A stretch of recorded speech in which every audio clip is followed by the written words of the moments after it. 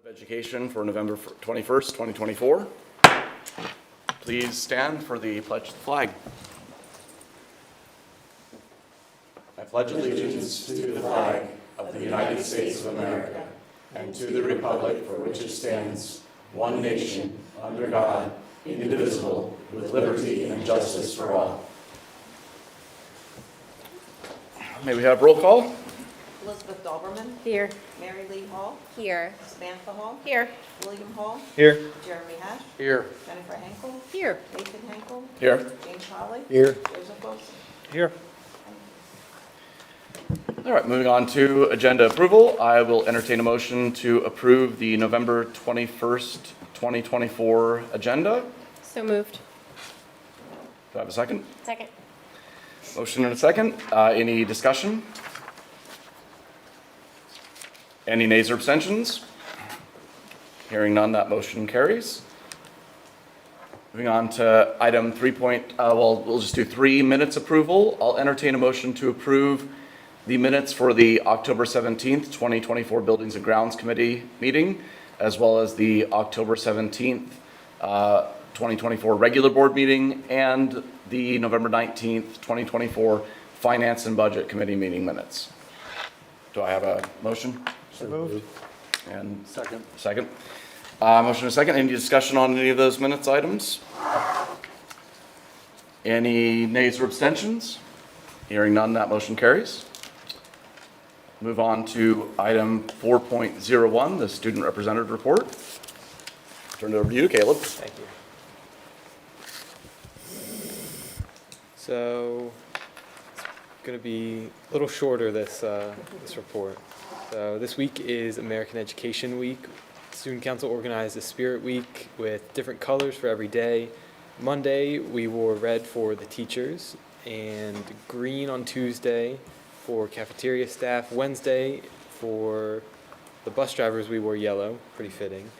The day today is blue, which was great seeing everyone to participate in all these. And then tomorrow will be black for administration assistants. And then November 26th is Winter Sports Meet the Team Night.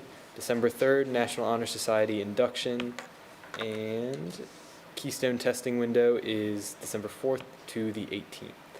And then just some notes on the past couple weeks and coming weeks.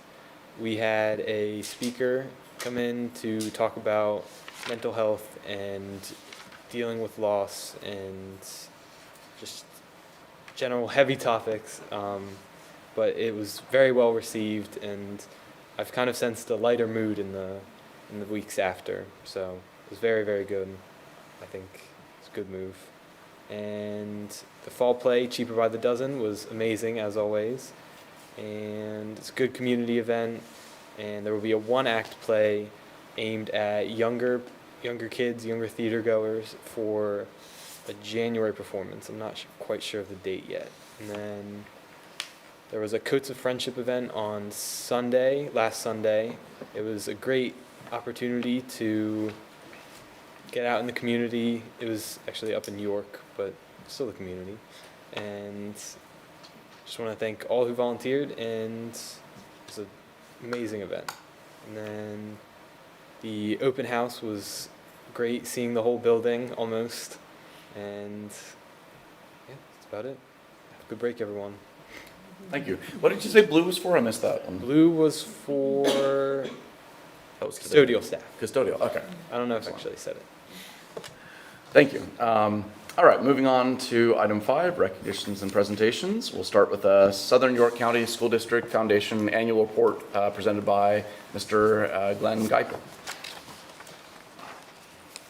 Good evening. Thank you for allowing me to be here. This is probably the 20th time I did this. I don't know. But I'm here to give you the annual report for the foundation. First of all, I want to thank the donors, individuals, businesses, committees, clubs, whatever, that have donated to the foundation. We have been very successful for the donations that we have received. I also want to extend my appreciation to the school board for all that you do for us and support us. And, you know, we're just very happy to have that. A lot of other foundations don't have a lot of school board participation. We have Mary Lee here to be on the board, and we appreciate her service there and all of what you guys do. I also want to thank the administration, the faculty, the staff. It's just amazing the support that we get from everybody, and I really appreciate it. I've been on the board for 24 years, and I never realized 24 years ago that we'd be where we are today. We are one of the better foundations, to me anyway, in the county, and we're very, very well respected. We had Dallas Town's Foundation come over and talk to us this past year to see how we do things, and the annual report that you all have, that is something that other foundations look at and can't believe we do that, which, so I said when I came in, you all have a copy, please read it till next month. I'll be back and we have a test. quiz? About time I get to give back some of my education here. So, but anyway, thank you all for all you do for us. The first slide that we have is showing some of the things we have done this past year. We did have a very successful year again. We gave away 155 scholarships to 89 students, and each of those scholarships range from $500 to $8,000. So we appreciate the students. They do a good job putting the application in too. I mean, we try to keep it that as many students as possible get a scholarship. And the foundation's current assets exceed $1.4 million. We have a lot of endowed scholarships. That will be, I think it's 56 endowed scholarships, somewhere around there. That will go on for hopefully a long time. Long after I'm gone anyway. So, but we do appreciate that. We're getting a nice interest rate with the stock market the way it is from the New York County Community Foundation. And People's Bank, we also have a little bit of money there invested in the foundation funds. So. Let's see, anything else? We awarded 2 innovation grants to teachers. They put an application in, and we awarded $1,390 to that. We participate with Give Local York, and that's turned out to be a pretty good fundraiser, a little over $2,700. And we've had approximately $1 million in contributions in the past 5 years, which I still can't thank the people enough for supporting us like that. The next slide is one of my favorite nights of the year, and that's when we have the award ceremony in the high school auditorium. And this year we did it in the high school auditorium instead of middle school. Worked out real nice. And it's nice to be able to hand a student an envelope that they got a scholarship. That means a lot to me. When I graduated 52 years ago, I might have mentioned this before, I think the total scholarships that the class of 1972 had was like $500. So we're way above that now, approximately 160,000, I think is what the scholarships were. And I will say at this point in time too, to clear anything up, if anybody has any questions, the recipients go on ChapterNet, apply for the scholarships, and everything that is done is anonymously. The selection committee from the foundation doesn't know who's getting the scholarships. It's all done, nobody knows names. It's all done by number. And we keep those numbers pretty well under wrap. I give away 2 scholarships. I have no idea who's getting them until I get here the night of the award ceremony. And as I'm getting older, the names are getting harder to pronounce. So. The next slide is the distinguished leaders. The foundation gives awards away to distinguished leaders who participate with the foundation, give money and do other things. And last year we had the Susquehannock High School boy and girls basketball team, our basketball program. We awarded them an award. The SYC field hockey. And of course, Dr. Lamont, when she retired, she set up an endowment scholarship for students.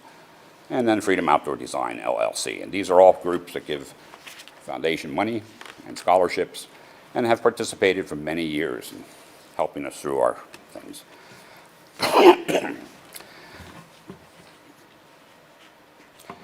We have newly endowed scholarships, and we're always thankful for scholarships, for new scholarships, and we're looking forward to adding more new scholarships this year. The new scholarships that we endowed last year with Southern Middle School PTSO. They endowed their second scholarship. And I think it's like $10,000, if I'm wrong. Yes. Endowed that, and each year a student from the middle school, they participate, gets a, not from the middle school, graduated from middle school, I guess, gets those awards. And Dave and Shirley Seitz, their family endowed a scholarship in honor of their mom and dad. Of course, their dad passed away this past year, and Dave and Shirley have always been very active in giving scholarships away. They're active with the New Freedom High School Scholarship, Roland Seitz Scholarship, and I think there might be a Women's Club Scholarship and things like that that they have participated for quite a few years. So that girls, their daughters decided to endow a scholarship for them. Other new scholarships would be Class of 1967 Scholarship, which I think the Class of 1967 decided it was time to eliminate their financial situation, and they gave their extra money to the foundation for a scholarship. The Class of 72 last year, we gave money for a scholarship. We still have money, we're still meeting. And then Sidney Earhart Scholarship, that was new this year. Now, for those of you that are younger than me, Sid Earhart was a guidance counselor here at school for many years. I think he was also a teacher, no, he always guidance, if I remember correctly. Golf coach, too. He was a golf coach, too. Golf coach, too. Thank you, Jim. You would know that. I couldn't find my way over to Bon Air from here. But Sid was my guidance counselor, and it's nice to have him giving back, or giving more to the community, to the school, you know. Sid was the one that got me to college. He said, I asked him how I got to college with my grades and things when I was out of high school about 20 years later. He said, you had friends. And he started telling me about people that were at the college I went to, Brandywine. A couple of the administrative team was from New Freedom, Georgetown. So I got to college that way. So I always joked with him about that. But we appreciate that. And we're always looking for new scholarships, whether they're endowed or whether it's just a one-year contribution. So the Peggy Kingman Welfare Fund, which is part of the foundation. The Welfare Fund, which I think you probably all should be familiar with, that's a fund that helps students that are at a disadvantage, they don't have the money, to help pay for eyeglasses, backpacks, and food, insecurities, and other things. Jim and Peggy, Jim was on the foundation, was one of the original founders of the foundation, and he continued to carry on the tradition of the Welfare Fund, which his wife, who's deceased, really, that was her heart and soul. And there are other projects that the foundation leads, such as the thank you cards, which I guess we have the names up there, the students that did the thank you cards. Some people did the artwork, some people written the thank you on the back, and we send those out to the people who donated to the foundation every year. We get together and sign 1,000, I think, thank you cards. And it's kind of neat to see the artwork that the students, K through 3, and 4, 5, 6, whatever, in high school, see what kind of artwork they do to thank people. And it's nice to be able to sign my name on those and send them out. So.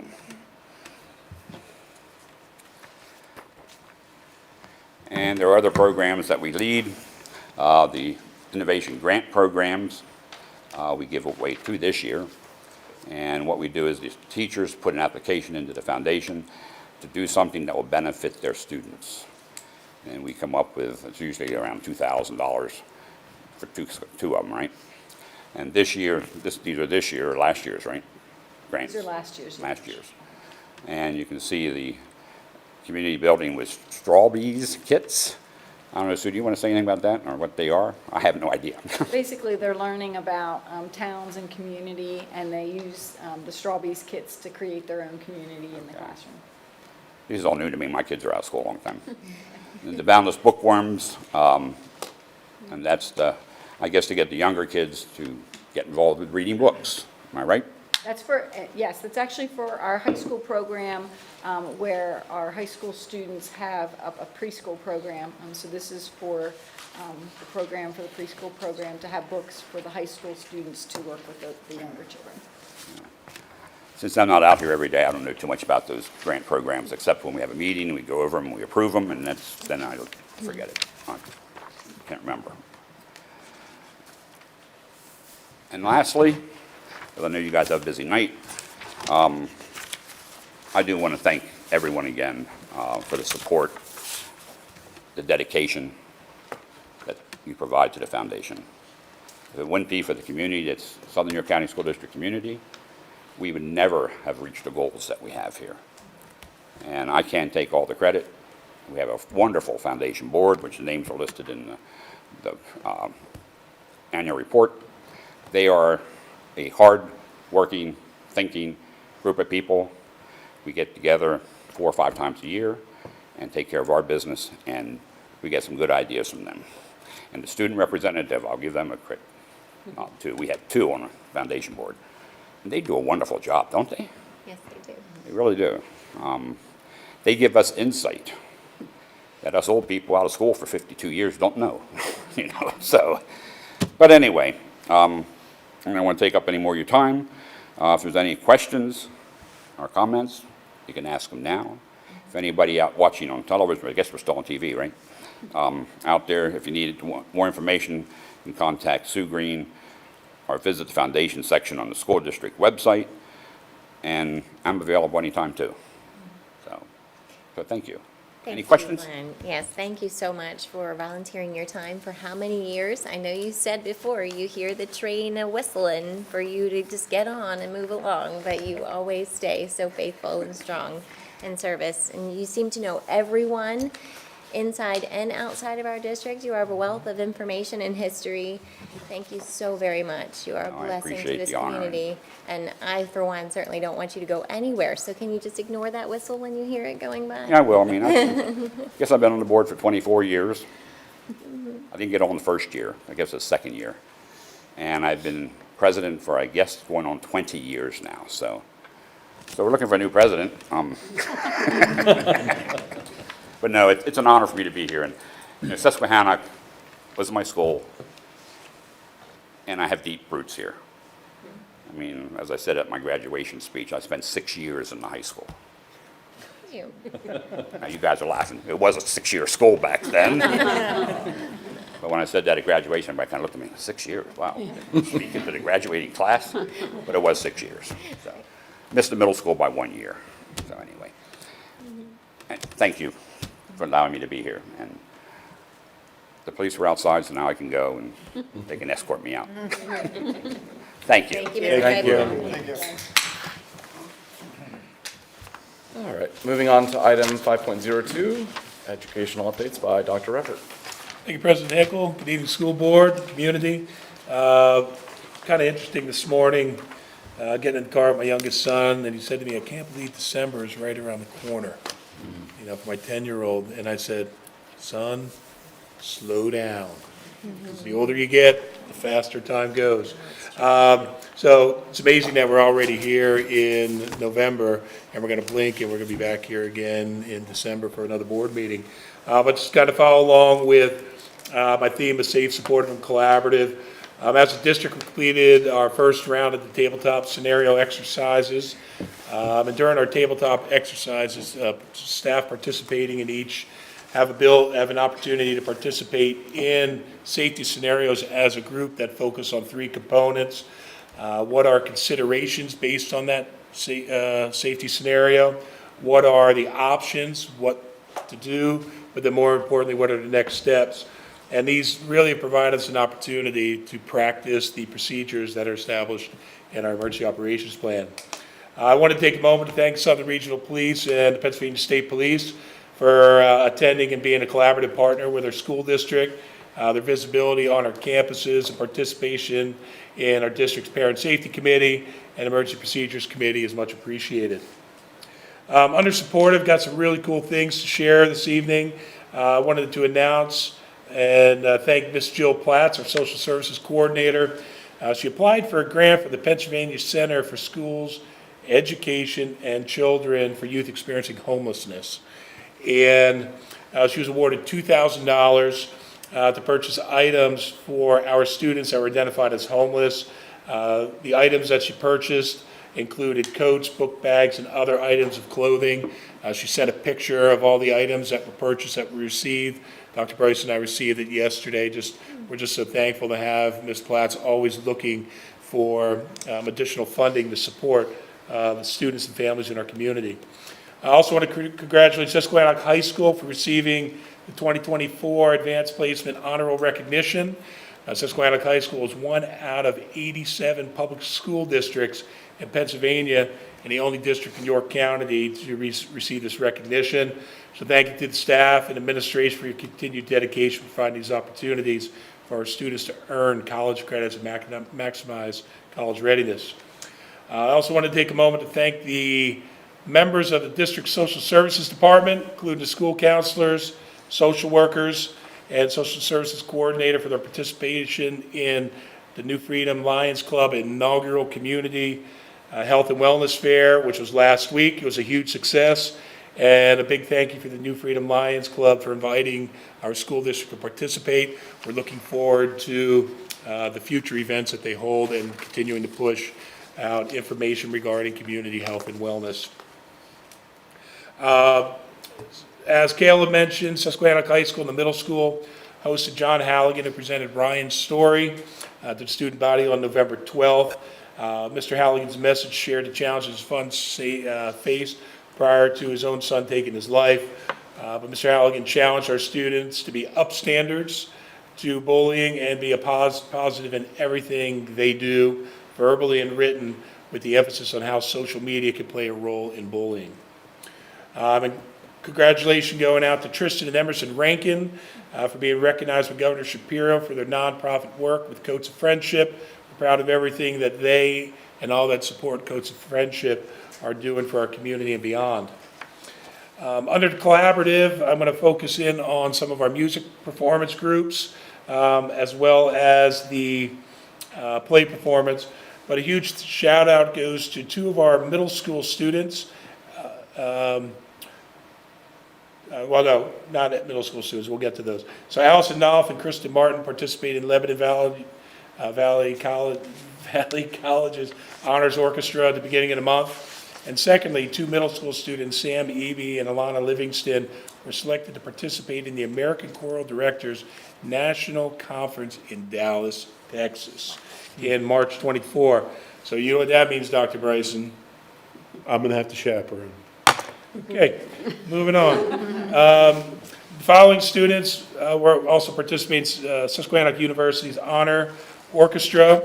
And on November 9th, that's William Caux, Jacob Iwanowitz, Waylon Kane, Allison Knopf, Kristen Martin, Noah Polig, Charles Schaefer, Jaden Sipe, Tracy Slep, Logan Trimble, and Bobby Werman. So congratulations for all those students.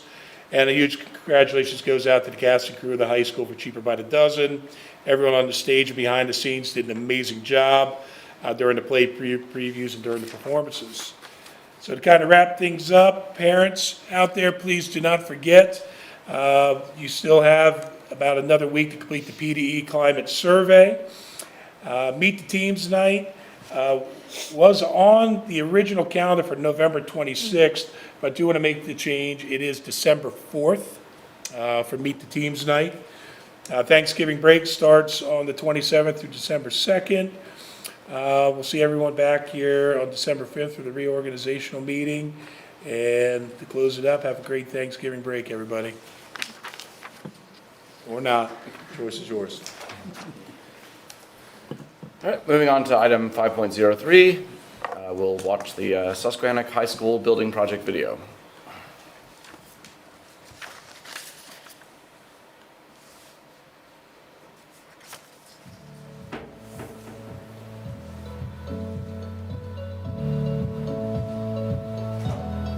Hi, I'm Emily. I'm the National Honor Society student at Susquehannock High School, and we're excited to give you a tour today. This is the Commons. This is the main street of our high school. This is where students can socialize, perform, and learn, and even more. It serves as easy access to the library, cafeteria, and auditorium. And it's the main hub of our school. So the library is a private area that students can come to study and work. And it includes doors that open out to the commons, connectivity to the tech shed, and it has multiple small spaces that students can come and work on. This is a typical classroom and it's a standard size. It's acceptable for all students and has flexible seating. Our science classrooms has a lot of technology updates and space for class and lab work. Here's a family consumer science classroom. Students use professional equipment to help them prepare for the future. Or now the technology room. They are connected to each other for collaboration. They now have a new outdoor area where they can work on projects. And they also are connected with local industries as well. Now we're in the oxygen with newly renovated 2-level fitness room and newly renovated locker rooms with private showers and upgraded facilities. So the art room that's right next to our photography room. And our art room has a new film. And our photography room has a new dark room with light room, which they can develop photos in. We have new natural lighting now and new seating, which helps with it. And we have a new display case where we can display a lot of artwork. Now we're in the music wing, which has our orchestra, band, and chorus. They all have separate rooms for rehearsals and smaller practice spaces for individual rehearsals. New renovations for the school come with a lot of new technology upgrades, including upgraded Wi-Fi, upgraded network infrastructure, upgraded classroom projectors, and new vapor restrooms. The construction has improved security and safety features, additional elevator access, and natural daylight throughout the building. This is our cafeteria where there's a bunch of natural light, study halls, kids take classes in here, and there's many places. The next stop on our tour is the auditorium where we hold all of our school musicals and plays and school assemblies. An added feature that we just put in is a control booth on the first floor to make it easier for our theater production staff. We're looking forward to a lot of good plays and musicals in the future. Thank you for joining us on the tour of Susquehanna High School. We hope you enjoyed the new spaces.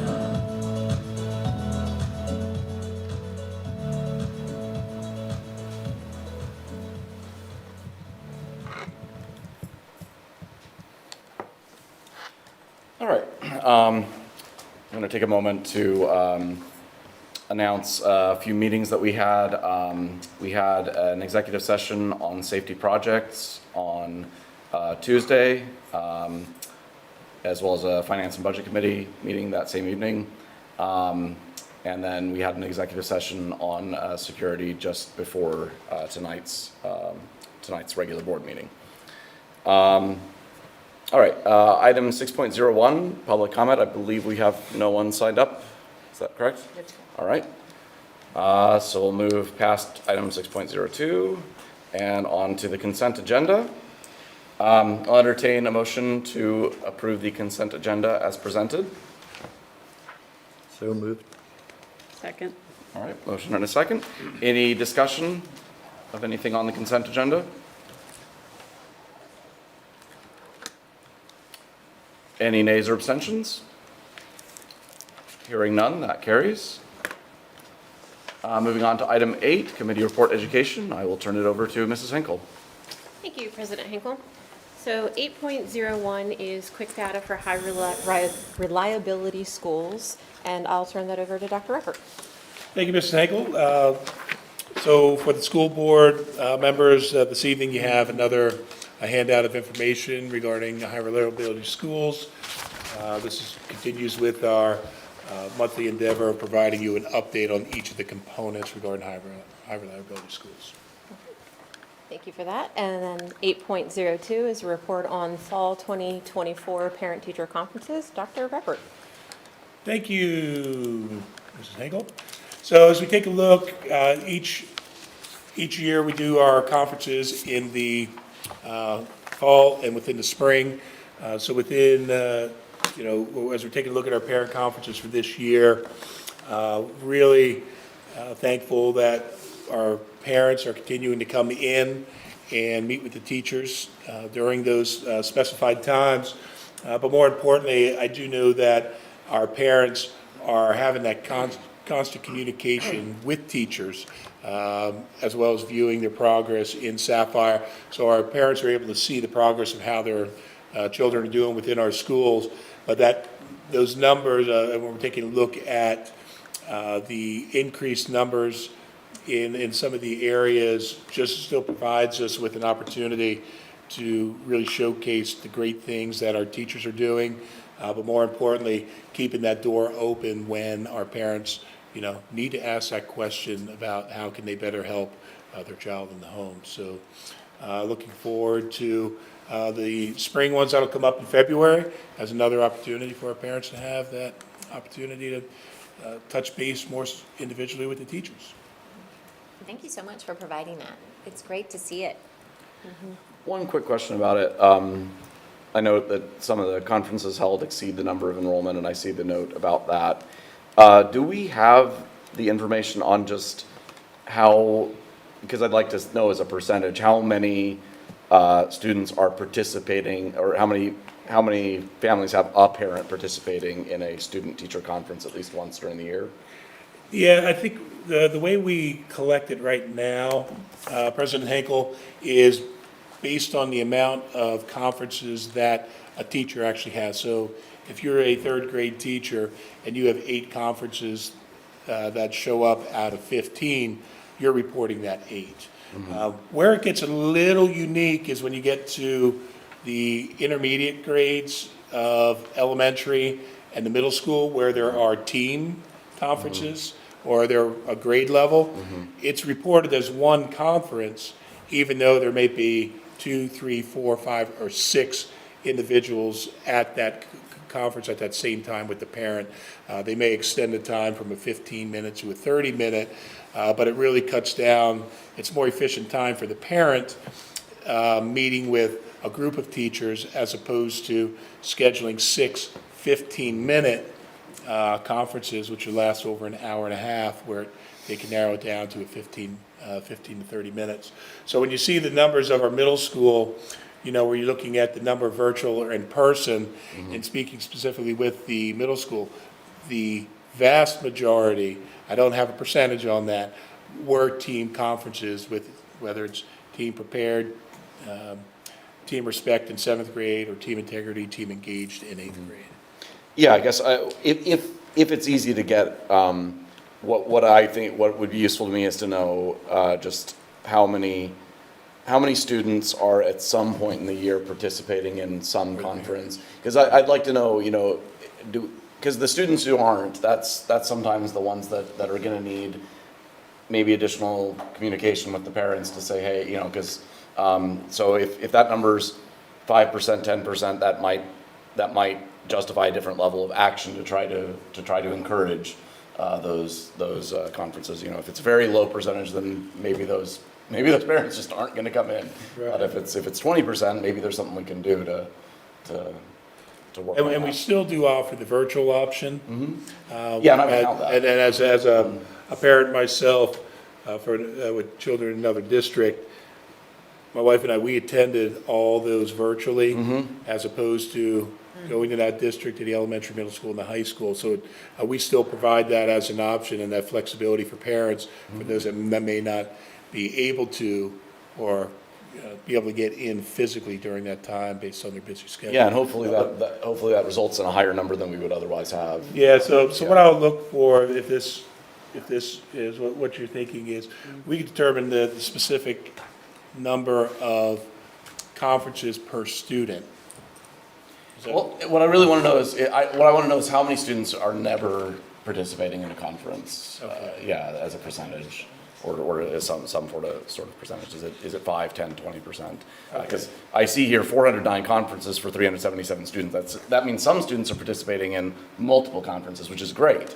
But I want to know how many students are not ever participating in even one.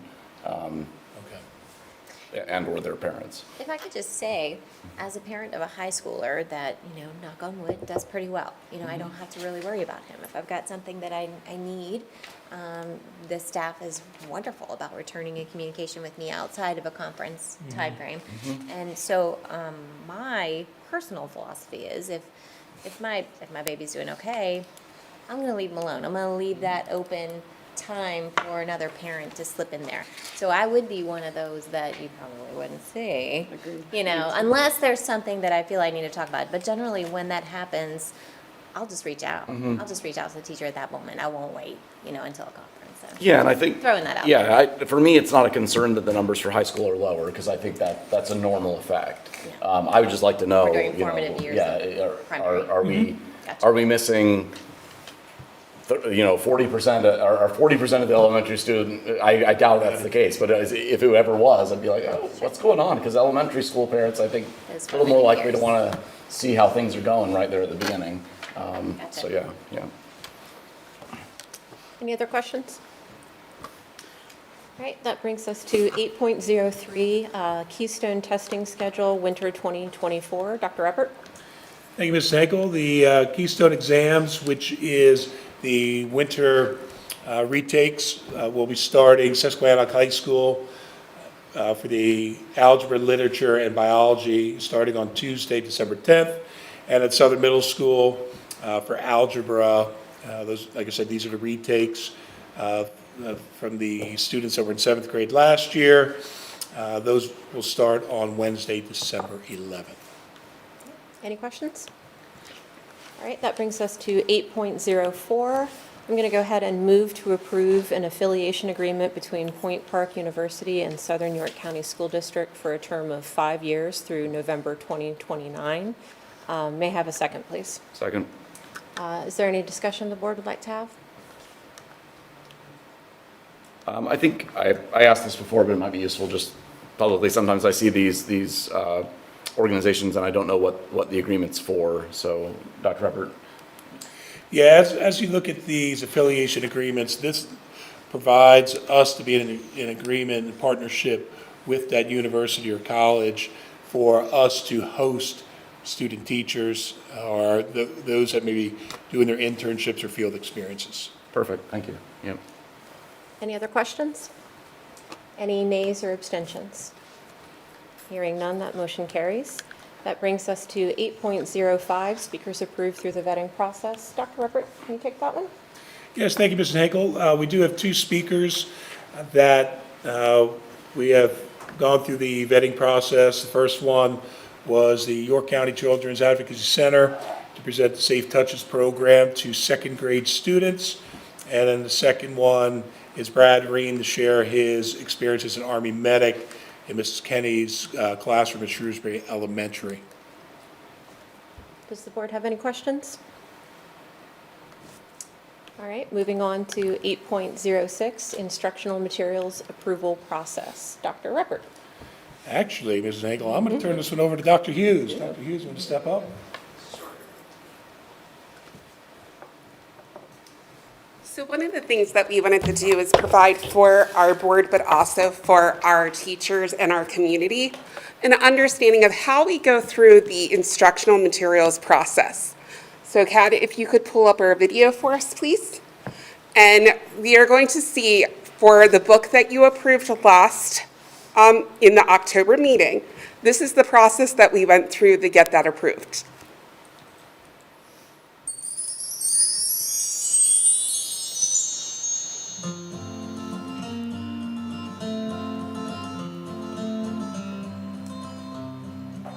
The process for approving a novel in Southern York County School District starts with the teacher. The teacher identifies novels that will help with instruction in a unit of study, or for intervention or enrichment, or something that they could read as a class read aloud or a school read aloud. They then have a committee formed of several teachers that read the novel and identify the appropriateness of the novel for the grade level, the curriculum content, and the standards being achieved through the instruction of the novel. The teachers, once completed this process, they recommend the book to their principal, who follows the same process and reads the book and provides feedback. It then is directed to the director of curriculum and instruction, who reads the book, looks at its appropriateness in the curriculum, appropriateness for the grade level, and finally, how it aligns to standards.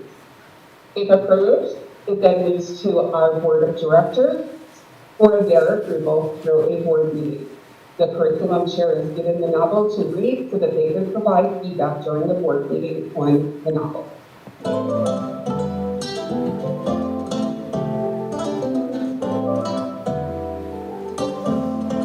Good evening, I am Stephanie Weinmiller, principal of Friendship Elementary School.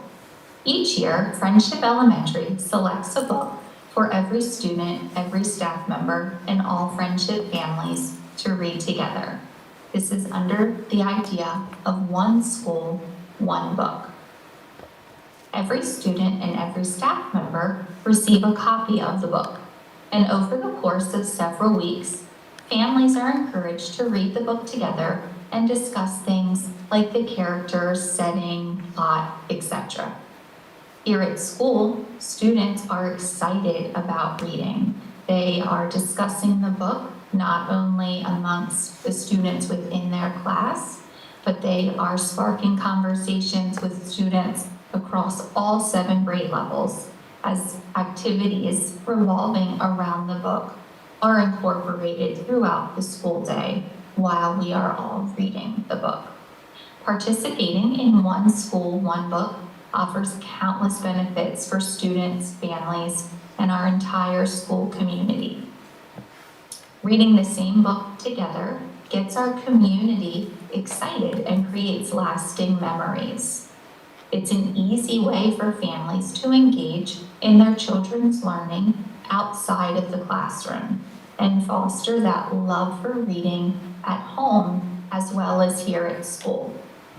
Reading together also improves students' vocabulary, comprehension, and critical thinking skills, all of which lead to increased academic success. However, perhaps the greatest benefit behind One Book, One School is the joy that is created through a shared experience. There is something very special about every student, every staff member, and every friendship family reading the same book together at the same time. One School, One Book is a literacy experience that truly unites our entire friendship community.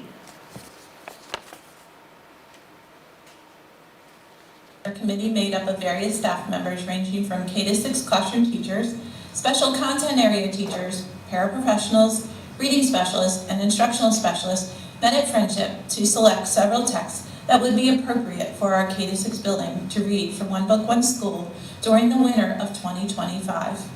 As a committee, we developed a list of book considerations. One was the theme of the book. Our primary goal was for the book to have a positive message on our student readers. We also wanted to consider any potential community involvement, such as a service project. Teacher readers were asked to be on the lookout for any red flags for content that would not be appropriate for all of our readers in grades K-6. And we considered the opportunity to connect with the author, either in person or virtually.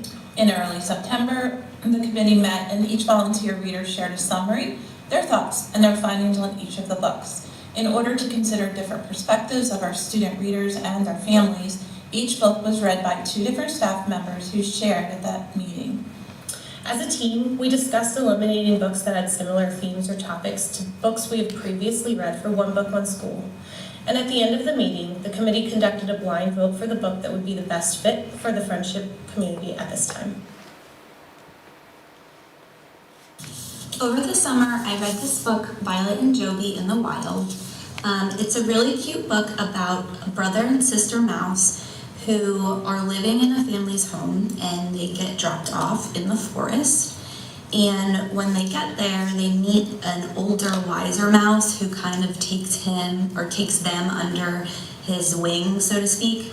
And he teaches them like how to survive in the wild, where to get food, how to avoid predators. And then throughout the story, it just develops into other relationships that they develop with other animals in the wild. So it's a really cute read. I would say it's probably appropriate for 3rd to 5th grade.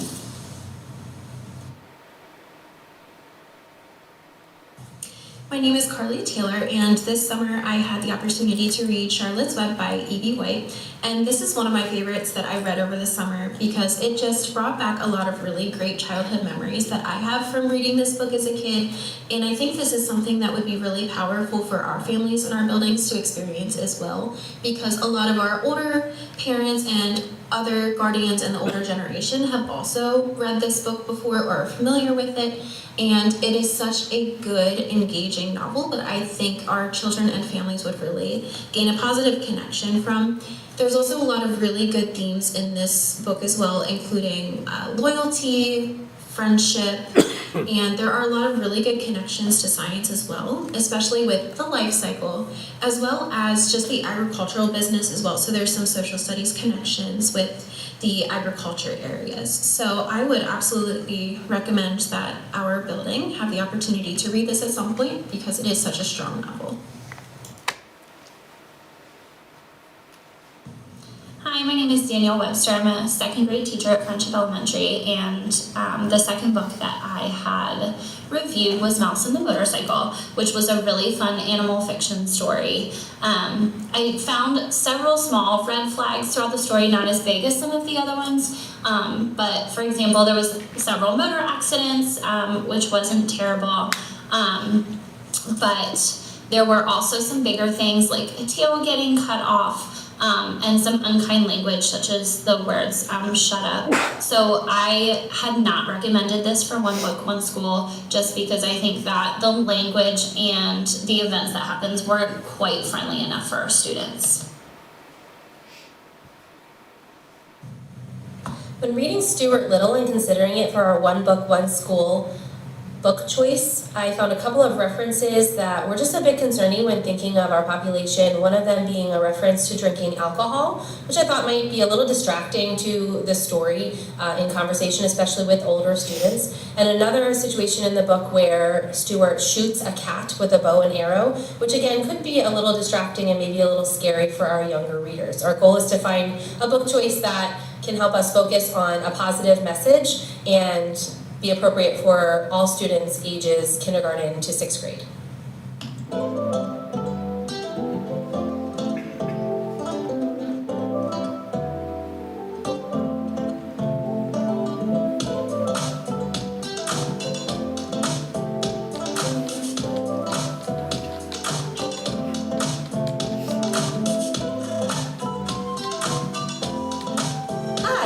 I'm Jill Smith, a teacher here at Friendship Elementary School, and I'm also part of our One School, One Book committee. This summer, I had the opportunity to read the story Almost Super, which is about two families of superheroes. When their kids turn a certain age, they are gaining superpowers, and at first the families think that the other is the villain that they need to defeat, but it turns out that the two families actually need to work together in order to solve their problems and save their families. We did decide on this book for this school year. We liked the idea that it was versatile enough to engage our kindergarten through 6th grade students, but we also liked that it had themes of working together and showing how your differences can make you stronger. So we're really excited to see the engagement that the superhero theme will provide for our students, and we'll hope they'll enjoy this story.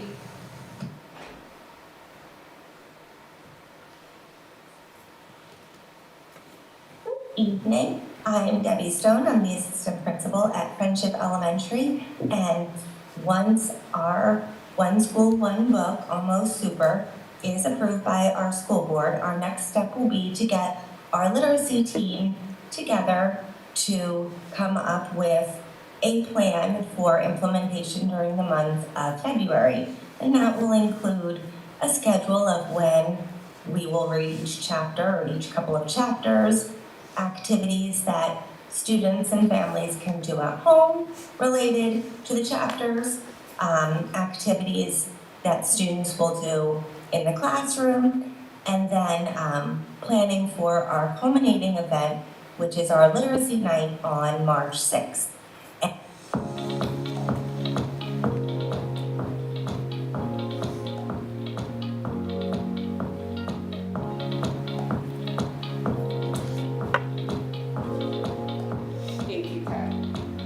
So we wanted to go through to kind of talk through, this was the example of how we came about for One School, One Book. We approve novels for many different purposes. We sometimes do choice novels. I know our high school has adopted quite a few in our English department, where students get to select from several books that have a common theme. When we choose something for a program to replace part of a curriculum, it's a very different process. We look at the novel and we have to take the state standards and we look for the eligible content. What are we supposed to be doing with that novel? And we look at how that goes in with the unit of study. So that's a very different process that we go through than whenever we do like a One Book, One School, or for interventions and enrichment. That's another place where we have books for students to select from, so that they're able to work through whether it is a thematic unit that they're trying, the teacher's working with them. So we have multiple reasons why we approve novels on many different fronts. The one that you saw tonight was for One Book, One School. We have one, and that's for Friendship. At our school at Shrewsbury, they have One Book, One Grade. So, and then I will tell you, I was very excited when I heard one of the books that was mentioned tonight. Maybe it's in the finalists for Southern, for their One Book, One School that they're looking at doing this spring. So we'll be bringing these back. Many of the books, as you saw, it was a very comprehensive process. So you'll be seeing these books coming up throughout the year because what we identified, and I'll give you, even though the Mouse and the Motorcycle had a little bit of a red flag for those little kids, we know that students in 3rd or 4th grade would be able to handle that. So it doesn't mean that the book wouldn't be approved. It means that we have to look and see for what grade level. We look very much for our kindergarten students. That's a very different type of book that we're looking for compared to our 6th grade. So we always take that into consideration when we're looking at these things. So that was kind of, we wanted to go through the process though because we want to make sure that all of our community knows how we kind of go about making the idea for selecting books. And I'm very excited to talk about tonight. We have 2 novels that are coming up for adoption. These would be what we call a choice novel, which would be a part of an intervention or enrichment where students would be able to choose between 2 or 3 books. And we select books that have a common theme, but also allow parents to make a determination. In both of the novels that we have this evening, they're both on the same topic, but they're very different in the way they present the information. So one of them alludes to a lot of things. We have The Boy in the Striped Pajamas, and we have Milkweed. They are 2 very wonderful books about the Holocaust. But it looks at really how does The Boy in the Striped Pajamas get that information across. They never once say that the boy living in the house is at a concentration camp. And so a lot of our students are picking up on pieces as they're going along, but it never comes right out. Whereas Milkweed is a little bit more intense in the emotions and things that are going on in it. So we would then allow our parents to have information about that and make the decision as to which book they would like their child to be a part of. They're also, once again, a choice book, so then a child could decide that they didn't want to do either one of them. So we look at, once again, having multiple areas for students to be able to select books and really have the choice behind it. Engaging in novels and literature that make them want to read and want them to become a part of the literature. Thank you so much. Thank you. Thank you. I do have one question. You answered all of my other questions, though, so thank you for that. The form that it all starts with, where can that form be found? It's on the district website for our teachers under the teacher portal. Awesome. Okay. Does anybody else have any other questions for Dr. Hughes? And thank you, it was amazing, and thank you to all the teachers and staff that put that video together. It was exciting to be a little part of it and, have a window into how the sausage is made. I would just like to say that the one school, one book program, that's quite a task to take on. It's really an interesting idea, and it could be a hard problem to solve. So I can see why it requires a lot of different teachers to read a lot of different books. But I can also see where the benefits would be very, very powerful. So kudos to everyone involved with doing that, because that's an interesting thing to think about, a book for a kindergartner and 6th grader. It's a lot higher of a bar, and you can see how one book, one grade is a lot easier. It's all the same, Yes. Yep. I did want to just say, because I did go to the literacy night last year at Friendship, it was my first time ever, and really what Mrs. Weinmiller said, the thing that really was impressed upon me was the shared experience. Everybody in the school was looking forward to it. They did a great job with promotion. The kids were, every day there was like something, the parents came in, I went to all the different activities, they tied in with the stories, so it was really just a great program. Thank you so much. Anybody else have any other questions for Dr. Hughes? I don't have a question for Dr. Hughes, but also I don't want it to go unnoticed that the district has always had flexibility, or a little bit of flexibility even within buildings, where one building may not come to that agreement, but then they go to an alternative and shift to grade levels. And at the same time, Southern may do something completely different than the one book concept. So I think the staff appreciates that, the principals appreciate that. While the themes are the same, and at the end of the day, the books may be the same, but how it's implemented will be a little bit different, so. All righty, Dr. Hughes, stay right there, because we're going to go on to 8.07, novel adoption. I'm going to go ahead and move to approve the following novels. One, The Boy in the Striped Pajamas by John Boyne, is that how you say it, Boyne? And then 2, Milkweed by Jerry Spinelli. May I have a second, please? Second. All right, opening it up to discussion, I wanted to go ahead and ask Dr. Hughes. Now, you said that these are going to be choice books. How do parents interact with choice books? How do they know what's available for access, and how do they give permission? So when, in this case, for these, they're going to be enrichment books. And so what the teacher will do is send home and say, these are the books. And we usually do that if it's any content that has sensitive topic to it.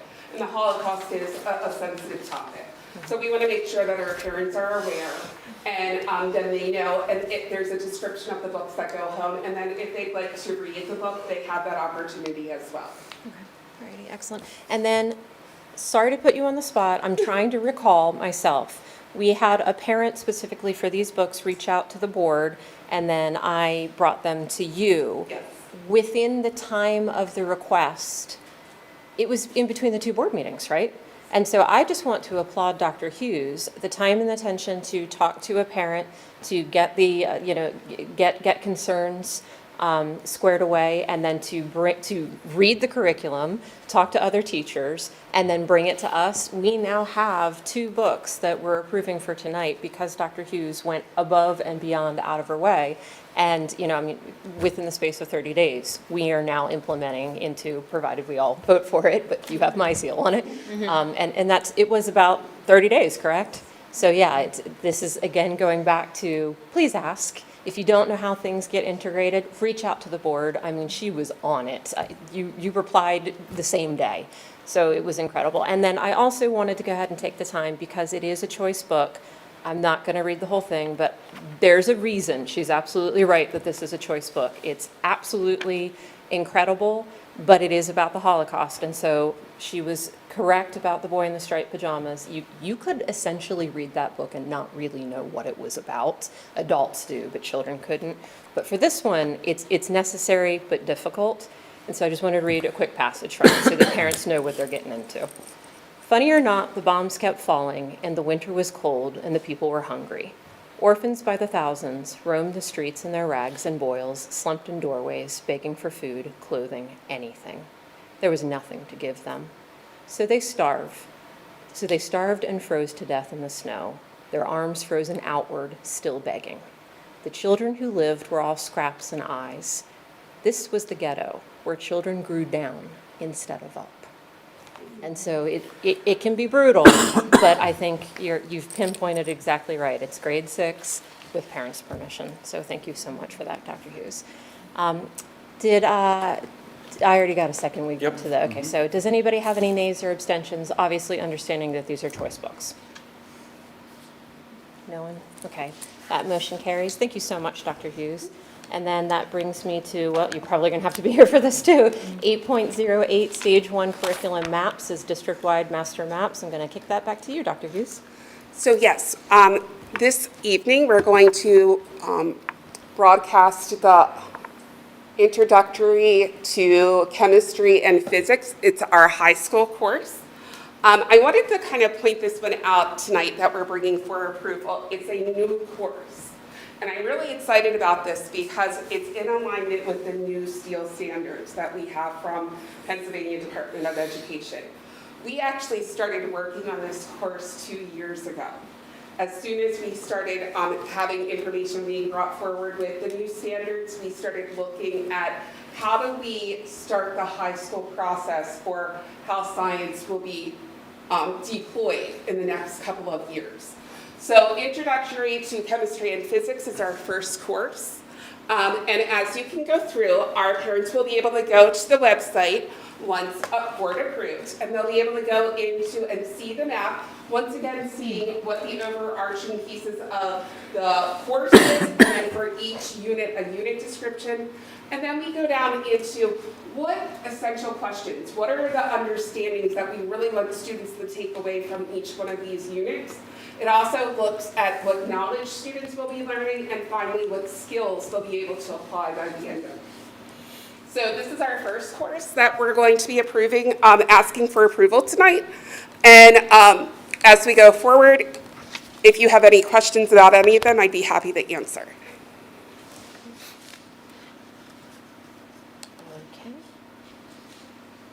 Okay. Are there more slides that you're going through, or? No, I'm good. All right, okay. So I'm going to go ahead and move to approve the following Stage 1 curriculum maps as district-wide master maps. And it's Science Grade 3, Remote Pilot Certification, and Drone Applications. That's amazing, by the way. Introduction to Chemistry and Physics, AP Seminar, and Leadership 1. May I have a second, please? Second. All righty, any discussion for Dr. Hughes? Do you mind telling me what AP Seminar is, real quick? It's a good question. Yeah, so and it's an AP course that is looking at how do we have students take an overarching problem.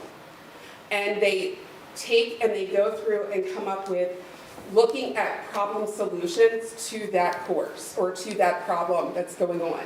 So they do it through, there's like a mock piece to it, and then there's another piece where they actually have a problem come into place. So part of what, let me pull it up for you. Kat, could we pull that one up? Yeah.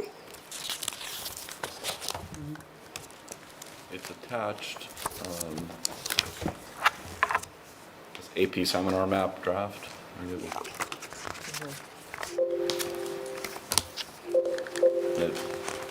It's called West inside of it, but it's an So that's acronym. Unit 1. Yeah. Think of it, I'll just speak from my history of AP Seminar, why we've not had it here forever. It's been around for a long time. Choose a problem, and this is free reign kind of seminar, but the structure's there for you to research, write about, debate, argue over a real world problem that's significant. Can you give an example of that? An example of a problem? I'm taking the class right now. I can give Oh, you yeah. very good Glad you're here. example. So my group, we're right now in the PT1 Performance Task 1 stage. We're picking the topic of gene editing and CRISPR. So my lens, we divided up into lenses, my group of 4. I was given the scientific lens. So what I'm kind of researching right now, because I'm still in the early stages, is like basically what is CRISPR and gene editing, like just very basically, and then as my research is evolving, I'm getting more in-depth, like higher understanding, and like my teammates will like find like solutions to moral debates and like just explanations for general discussions of the topic. So it's very helpful. I would recommend the course. Excellent, thank you. Yeah. Caleb, what were the other lenses that they had? Do you remember? Or you don't? That's okay, I don't want to put you under. I think You can give us just one. scientific was one, was mine. Ethical was one. Okay. Maybe moral. Those Again, might have been everybody's sort tied of in. looking at it through that Yeah. particular, right? That's Yes, great. and then Environmental, economic. environment. Yeah, there's and a wide range of topics just within my class. One is doing like, one group is doing like what makes something true, like the relativity of truth, and just really interesting topics. Everyone is having a good time with the class. So. Wonderful.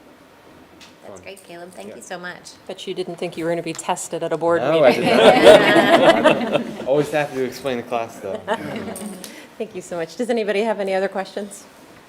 No, I just have a comment for Dr. Hughes that you are way ahead of the curve with these curriculum maps and so appreciative. I mean, as a parent, we can go in and look at any level and see what our children are doing in conjunction with the willingness of our of teachers that will just really reach out to a parent in any way and help them understand what's going on and how their kids are learning. So thank you so much. I mirrored that as well. Sorry, the other thing I was trying to go back and say, there's 5 stages with the AP seminar class. So they go through each one, and they allow the student to develop, a lot of the pieces go back to like, even some of the books that we've done in the past, like how did Henrietta Lacks's gene information, how did that help our research across the medical field?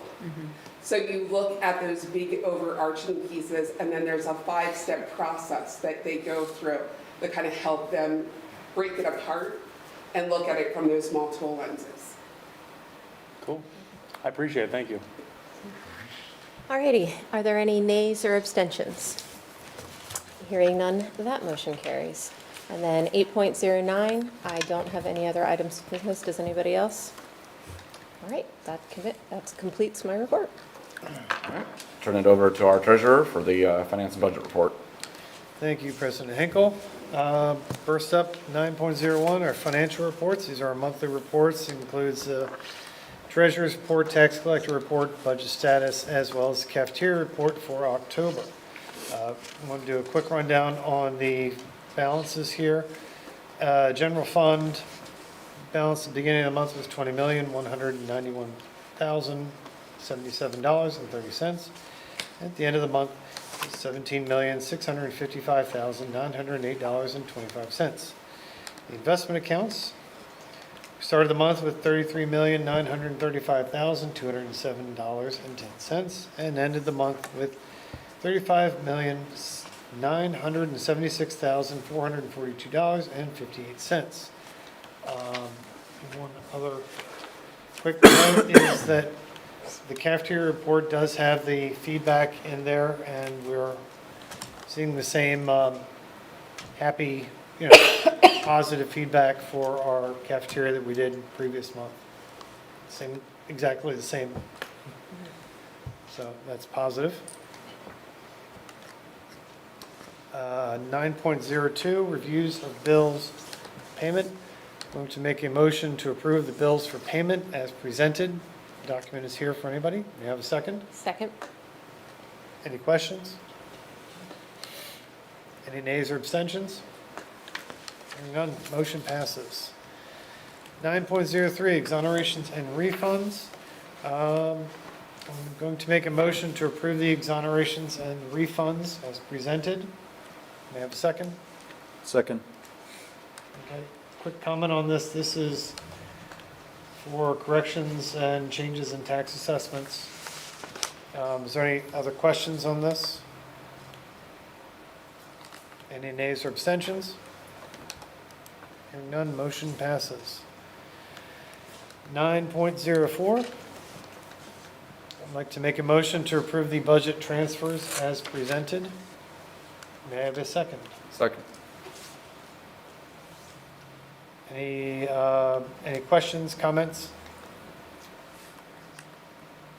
Any nays or abstentions? Hearing none, motion passes. 9.05. This is the 2025-2026 budget update, and I'm going to turn it over to Mrs. Green. Thank you, Mr. Wilson. We just wanted to make everyone aware, as Mr. Hinkle said, we had a finance and budget meeting on Tuesday night. It is out on YouTube for folks to watch. The purpose of that meeting was to ensure that we could stay within the PD index of 5% for the 25-26 year, so that the board could pass the resolution and follow the proposed or the regular budget process without having to do a preliminary, so a third step. So at that meeting, we did conclude that we felt that we definitely could stay within that index. At this time, we have no idea whether there'll be a tax increase, what it will be, or anything like that. The purpose is entirely to make sure that we could stay within the index. So I know that's on the agenda, but I want to make sure everyone knows that meeting is out there if you'd like to view it. Great. Thank you. Any other questions for Sue? Okay. 9.06. I'm going to make a motion to approve the accelerated budget opt-out resolution certifying the tax rate within the PDE index for 2025 to 2026 school year. May I have a second? Second. Okay. This is to basically signal our intention to maintain or raise taxes no more than 5%. That's kind of our requirement. Obviously, as Mrs. Green just said, this is going to become a lot clearer later in the year as the budget process continues. Any other questions on this? Just clarifying, it doesn't mean we're raising taxes, it just means we cannot exceed 5%. If That is correct. Yeah, this basically is saying, well, we don't know exactly yet because obviously we're early in the budget process. But that we are acknowledging that, yes, we will make sure that we are definitely not going to raise taxes above the 5%. Thank you. Any other questions? Any nays or abstentions? Hearing none, motion passes. 9.07. I want to make a motion to authorize the administration to receive requests for proposals for network equipment as part of the E-rate mini bid program. May I have a second? Second. Okay. The briefing is attached for all the board directors. But this is mostly focused around UPS, battery backups, and some licensing. We are expected to receive proposals and do an award in either January or February, depending on what we get back from this request for proposal. Any questions? Any nays or abstentions? Motion passes. 9.08, other item business. I have none, so back to you, President Henkel. Thank you. All right, I'll turn it over to our Personnel and Policy Chair, Mrs. Hall. Thank you, President Henkel. Item 10.01 is the draft meeting and committee dates. This is for public information only, but I did want to add a date because we had a little bit of a backlog on our policies. We generally have a policy cycle in the fall that is August, September, and October, and then we typically go into our policy cycle in, I guess it would be considered winter, which January, February, March. And I would like to propose that we add a third one on just to deal with some of the backlog that we have. And I would propose that that would be April, May, and June. And so I would like to add a date of May 6th under personnel and policy for committee meetings. So I know we don't have a motion on this, so we need one. Or do we? No, I think so this is for information. It's just for information. And so I would like to talk about it, make sure it's okay, and then I would just ask Mrs. Green to be able to update it for when it gets presented at the next meeting, and then we vote on it. I guess, does anybody have any issues why we couldn't do that? Okay. And my only question would be, did you want a 5:30 start like the other committee meetings? I think so, just to keep it uniform. Thank you. Thank you. That's a Tuesday? Is that a Tuesday, May 6th? Yes. Okay. Item 10.02, the memorandum of understanding with the Southern New York County Education Association and Mr. Luke Knott. I would like to make a motion to approve a memorandum of understanding with the Southern New York County Education Association, Mr. Luke Knott, concerning tuition reimbursement. Do I have a second? Second. Any discussion? I just want to point out that it's Southern New York, there's no county in it. Oh, sorry. Just for the record, just for the motion, to make sure it's correct, there's just no county in it. Okay, any nays or abstentions? Okay, that motion passes. All right, moving on to item 10.03. This is the agreement with Templeton Advantage. I would like to make a motion to approve an agreement with Templeton Advantage LLC for a cost of $4,000 with a cap of $200 for travel and printing costs. Do I have a second? Second. Any discussion? Yes. Sure. I have a couple points in my review. And some of these Jeff might be able to comment on. Under step 2 are the additional surveys, if needed, included in the $4,000 cost, or is that additional hours? So I was able to speak with Mr. Templeton, and the total cost for everything is $4,000, so it would not exceed the $4,000. So it is a not to exceed $4,000 contract. Question for Jeff. Should the contract state not to exceed $4,000? I'm sure we can clarify that with Tom. Okay. Yeah. I believe you said that he would be okay with that change. So Yes. we could actually make that change tonight. We can amend the agreement to add not to exceed and then return that to him amended. Right? Yeah. So I've never done that before, so. That's, Okay. we can do that after we have any further discussion. Okay. Yeah. Okay, that takes care of my number 2. Under step 4, what does "and so on" mean? So when I spoke with him about that, when you're looking at step 4, so I'll just read it out because it would be easier to read it and then explain it. So under step 4, it says plan implementation. Develop action steps and implementation measures to address the issues that arose in the survey results and focus group discussions. This may include a renewed look at the superintendent evaluation process, goal development procedures, et cetera. He was using that as a way to be able to illustrate what types of things could come. Of course, we don't know what's going to come from the plan implementation because we haven't done any of it yet, but it wasn't meant to be extra tasks that were unnamed, but really just to kind of give the sample of what those types of things could be. Okay, my next question is under limitation of liability, and I guess this is more a question for Jeff. The consultant obviously does not carry any liability insurance. That's not actually true. He said that he does carry general liability insurance. Then why did he limit the liability to the cost of the contract? I'm going to have to defer to Jeff because I just asked the question if he had that, but I don't. There's some companies, when they contract with others, don't want the potential exposure of liability to exceed the value of the contract. So I'm paying you $4,000 plus expenses to do a survey. I want to limit the liability to no more than that out of pocket.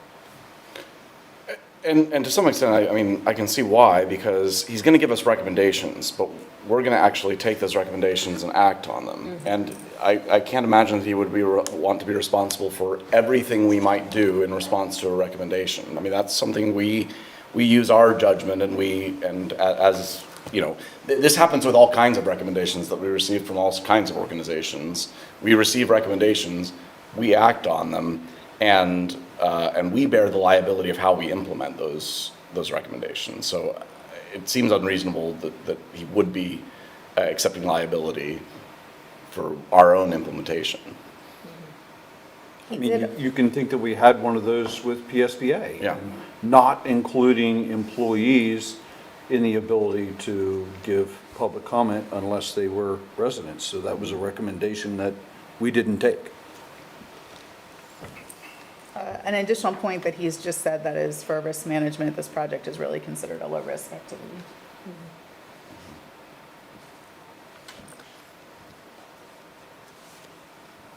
Next question.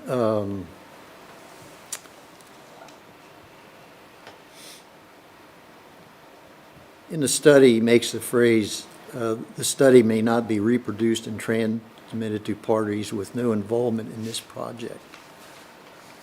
Does the district have any liability there if it does get Can I distributed? just clarify, and then please answer this. I just want to clarify what he was talking about with that. This seems to me that it's pretty normal, but he was talking about that the work that he does, the survey, it's proprietary work as being a consultant. So we can't just go give the survey and all that work to Central or something else. It wouldn't, because that is his proprietary work. So again, that's the way that I understand it. That's what he had said. I don't know if there's, anything else that seems questionable in it. Yeah, I mean, this is all, is it correct? I mean, generally, you're developing, in this case, a survey, it's proprietary, that's work product, I don't want you turning around for $4,000, like you said, hand it to the next school district. I'm assuming the aggregate data or the final report, but the push out of the information, but that's for you guys to do. It's the underlying, survey itself, how it's collated, put together, things like that. That's his work product, he wants to protect it.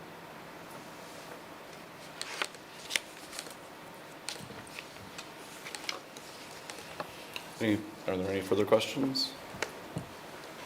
In that case, there was a suggestion to clarify that this would be a not to exceed.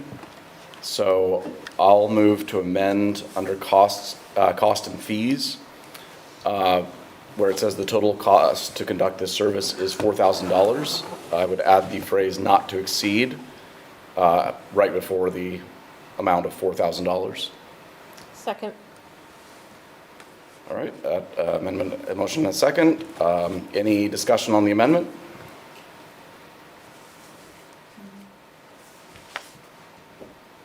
Any nays or abstentions? Hearing none, that motion carries and the main motion stands amended. So any other discussion? Any further discussion post-amendment? Just a comment, I still don't understand why we're doing this. I mean, we had the. I'm in the minority. Well, I want to say, I mean, I took your questions to heart when you asked me about this last time. That's why we brought him in to do the interview. So, I mean, I can appreciate that you don't understand it, but I feel that we've sort of exercised all the options of being able to talk about it and, feel the need for it. But thank you. I think it's clear there is a different understanding of the role here, and Mr. Templeton even addressed that, but I think the understandings are all within reasonable interpretations of the role, so I accept that there's a difference. So any nays or abstentions? Nay. Okay. Motion carries? Okay. All right, item 10.04, other items of business. I have none, so I put it back to you, President Hinkle. All right, thank you. I'll turn it over to our Buildings and Grounds Chair, Mr. Hall. Thank you, President Hinkle. I would like to start out by saying Mr. Buffington cannot be here with us this evening, and my thoughts and prayers are with him for a speedy recovery, and we certainly miss his presence, as I'm sure Sue does as well. Absolutely. So we're all looking for his. And he said he'd rather be here tonight. I'm sure he probably would rather be here tonight. So in that we have common ground. Yeah. So, okay, moving on to item 11.01, Buildings and Grounds Report for October of 2024.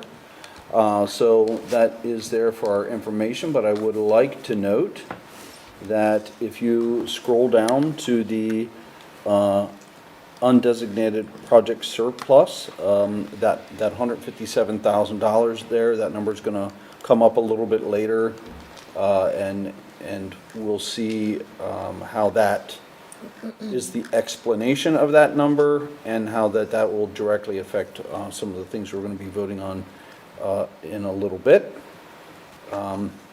Also, under grounds management, the staff is continuing to prepare to move the baseball school board, which we are very hopeful to have for our varsity season.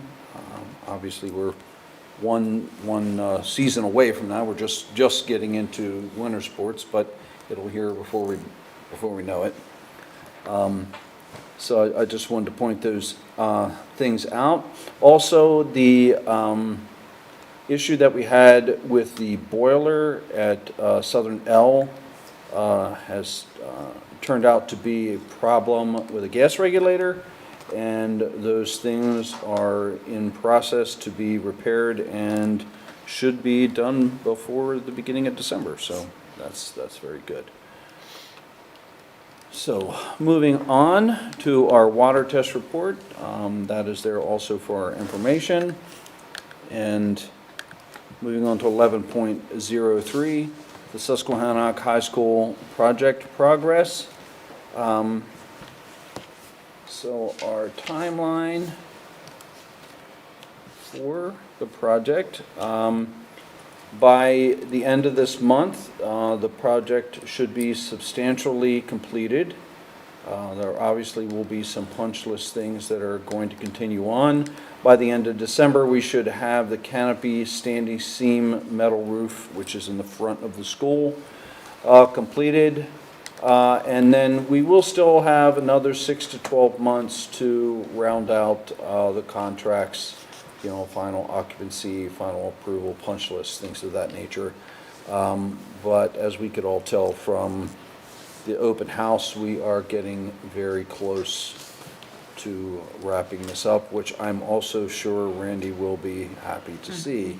Director Hall, can I ask you a specific question, please, about Yes. the wrap-up in this 6 to 12 months? Did Randy mention anything about what that punch list looks like? Is there going to be disruptions in class? Is there going to be, you know, there's been, you know, a sense of some water things happening, some funny smells. Is all that going to dissipate? Are we pretty much done with those major improvements, or? So I can speak to that. Thank you. We had an owners meeting just today to talk about those things. Perfect. So one of the things we're working on, if there's disruption to students, it will be done on second or third shift. If it's something that can be done there where we wouldn't disrupt students, then the punch list could be done during the day. But we're working through that with Mr. Sterner to make sure that disruptions are to a minimum. It's wonderful, thank you. And perfect timing. Yep. Thank you for interjecting that. Okay, then, moving on to 11.04, with change orders approved on site for the Susquehannock High School project. If we look at our greater detail of that, you see that there was a credit back from the electrical contractor for $57,425, which I assume is contingency that was not used. Allowances? Allowances not used, thank you.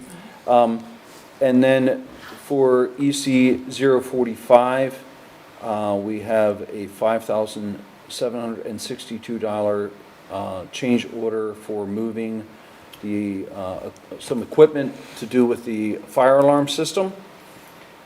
Also then, EC-046, we have a credit for $5,000 from the electrical contractor in dealing with the repair of the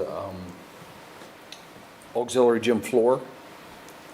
So then also PC-019, we have a change order of $2,257 associated with capping off some of our existing gas lines.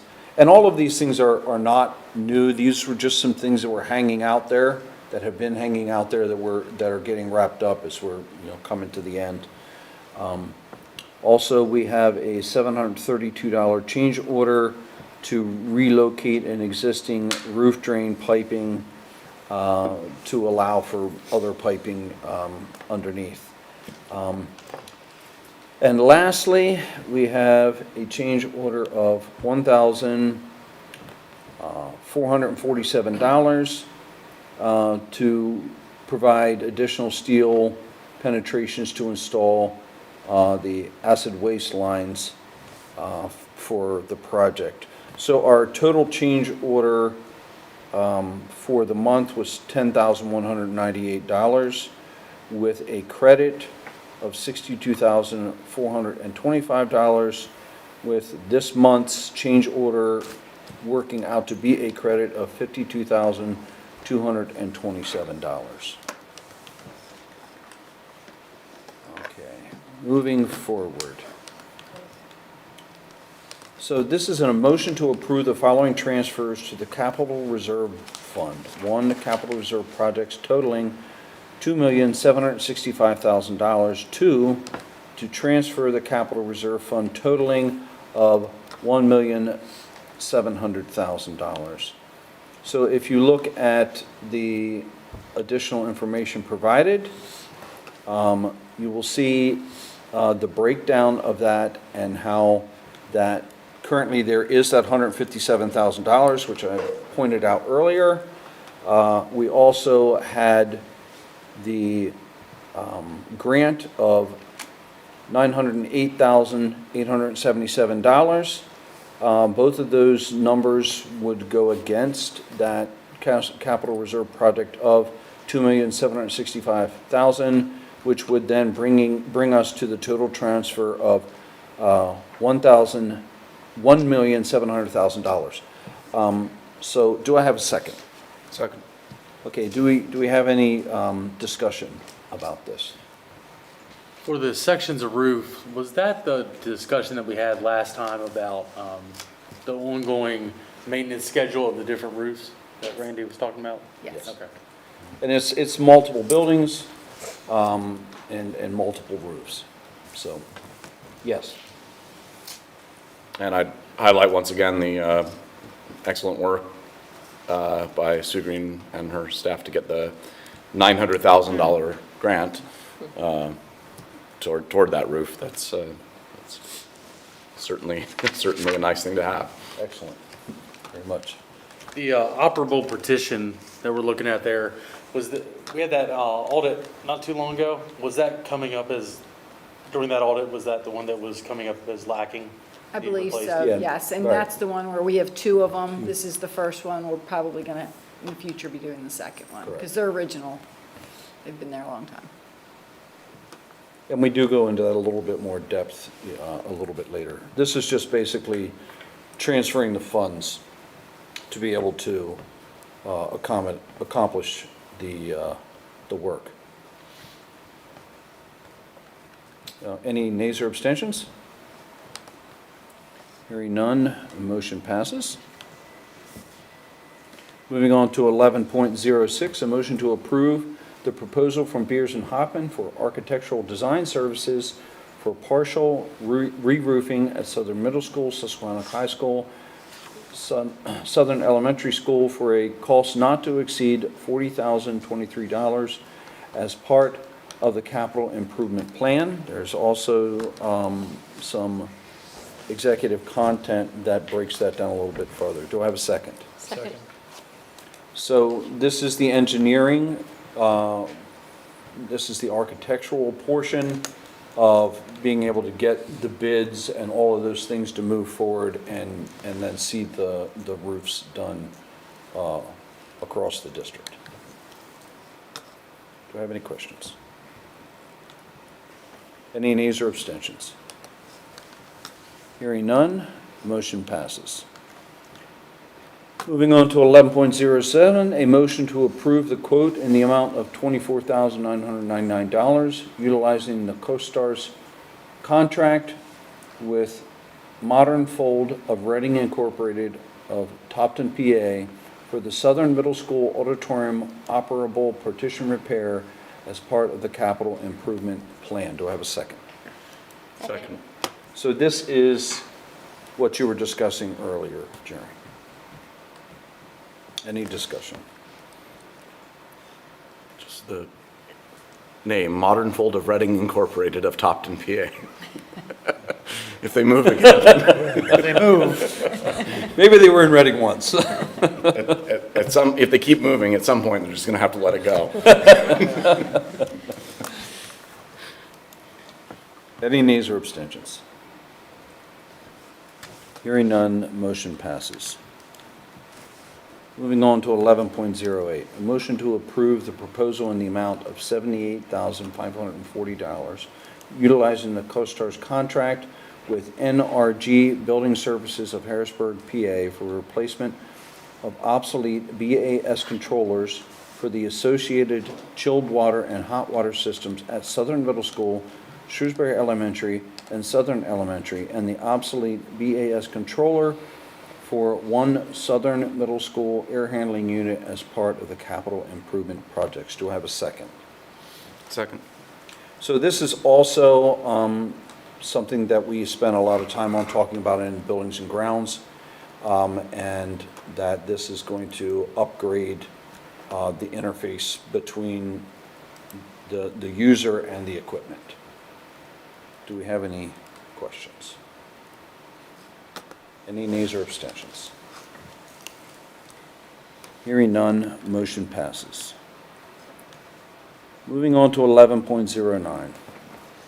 A motion to approve the quote from Neiman Refrigerator of York in the amount of $13,975 for the new refrigeration equipment for the existing district walk-in freezer in district storage at Southern Elementary School to be paid for from the Food Service Fund. Do I have a second? Second? This is also something that we've discussed in the past. Do we have any questions or discussion? Hearing none, the motion passes. Moving on to 11.10, a motion to approve the quotes from PEMCO for additional furniture for the Susquehannock High School project in the total cost of $39,694.92 using cooperative purchasing. Do I have a second? Second. So, is there any discussion? Well, you know, the board brief was very specific in letting us know about things, but I do have to say I was surprised to see that because we had already included that in a lot of the expenses, so initially, right? So I wasn't sure about the additional furniture, but I do see, you know, the needs here.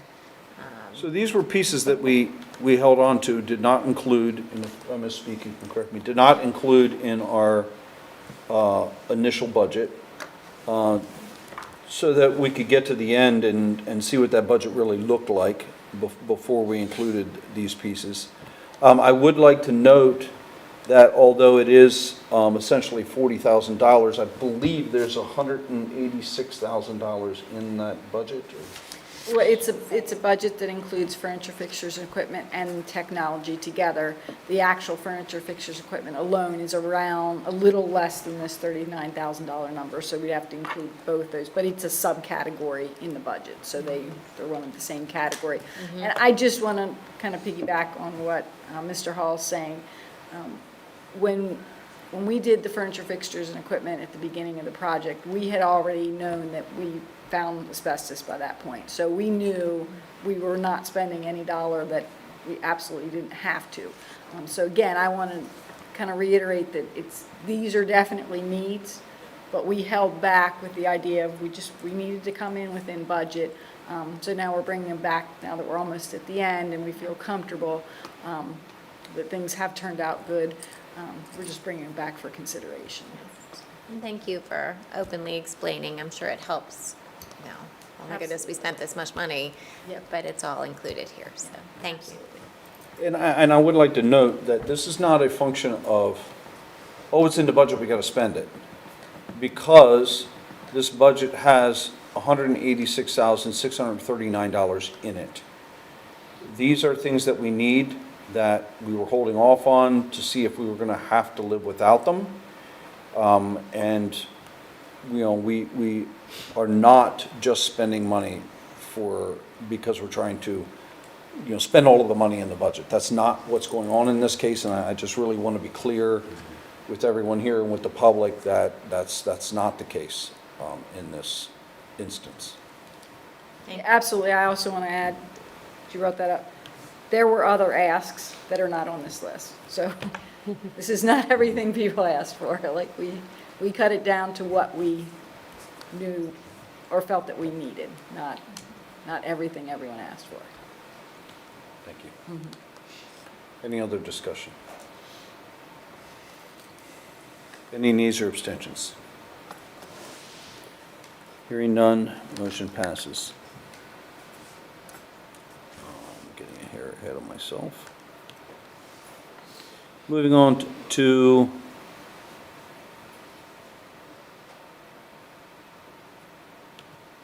$11.11. Yep.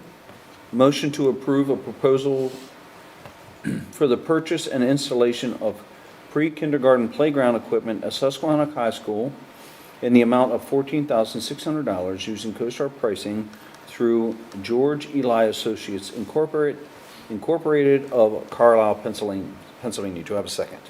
Second. This is also something that we discussed at length in the Buildings and Grounds meeting, so do we have any other discussion? Just, this is one of those examples of when people aren't sure what's going on, when something doesn't make sense, it's great to reach out and ask a question. I had a parent who had heard from students that, oh, we're not going to have playground equipment out there. We're just not going to have it for the early learning. And obviously, she was skeptical of what she was hearing, but you know, it's helpful to ask, because I was able to let her know, hey, no, it's coming. It's actually, I was able to let her know this week. It's actually going to be on the agenda.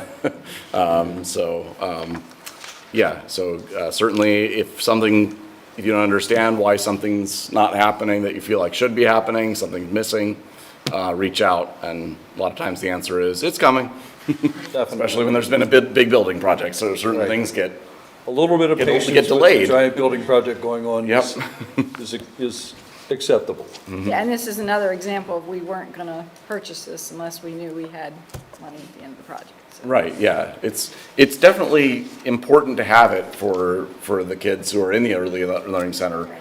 But it's the sort of thing that if you were just absolutely killed with, you know, if the asbestos had turned out to be $500,000 more, then maybe delay this a little bit longer. But it's definitely, the kids do need something to play on. So. I'm excited to see it out there. Mhm. It's a big empty courtyard that needs a playground for the kids. This is the little one right out there, correct? Yes. Correct. What's out there now? Mulch. Mulch? Sticky. What's wrong with that? I played mulch as a kid. It's a new day and age. Well, We want children who are more physically capable than you. what are you saying?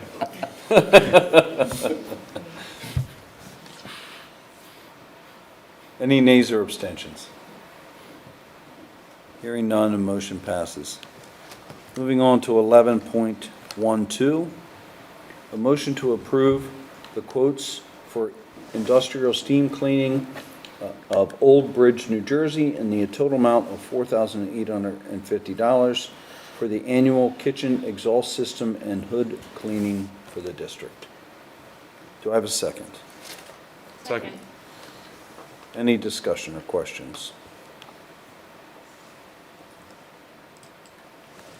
Hearing none, motion passes. Moving on to 11.13, a motion to approve a revised sewer easement agreement with Mr. and Mrs. Barker. And it's my understanding that really our only portion in this is providing them a lateral. And then, of course, returning their property to what it was before. Yes. So, do I have a second? Second. Any questions, comments? Hearing none, motion passes. Moving on to 11.14, use of facilities. This is here for our information. Moving on to 11.15, other items of business, which I have none. Does anyone else? I do want to say something, just if we could back up for a minute to use of facilities, that Ed Bailey and the Glen Rock Carolers are going to be rehearsing here in the Commons, so that's really exciting, being a part of our local history and giving them a nice place to practice, so it's I'm wonderful. sure it will be beautiful, too, to hear it in that room. I'm sure it will. Sure. And what a great tradition for Glen Rock. I mean, really, what a great tradition. We need to get one of the placards for the Commons, like there are in Glen Rock, right? With the caroler. Anyway, wanted to point that out. Love it. Okay, thank you. Any other items of business? Hearing none, Mr. President? All right, I'll turn it over to our Transportation, Health, and Safety Chair, Mr. Hash. Thank you, Mr. President. For the transportation report, I want to go over a few things, and I'm going to turn it over to Susan.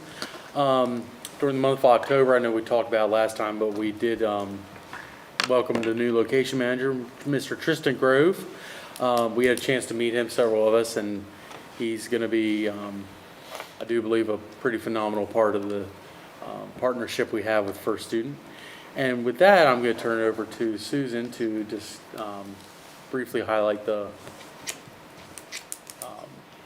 misconduct report.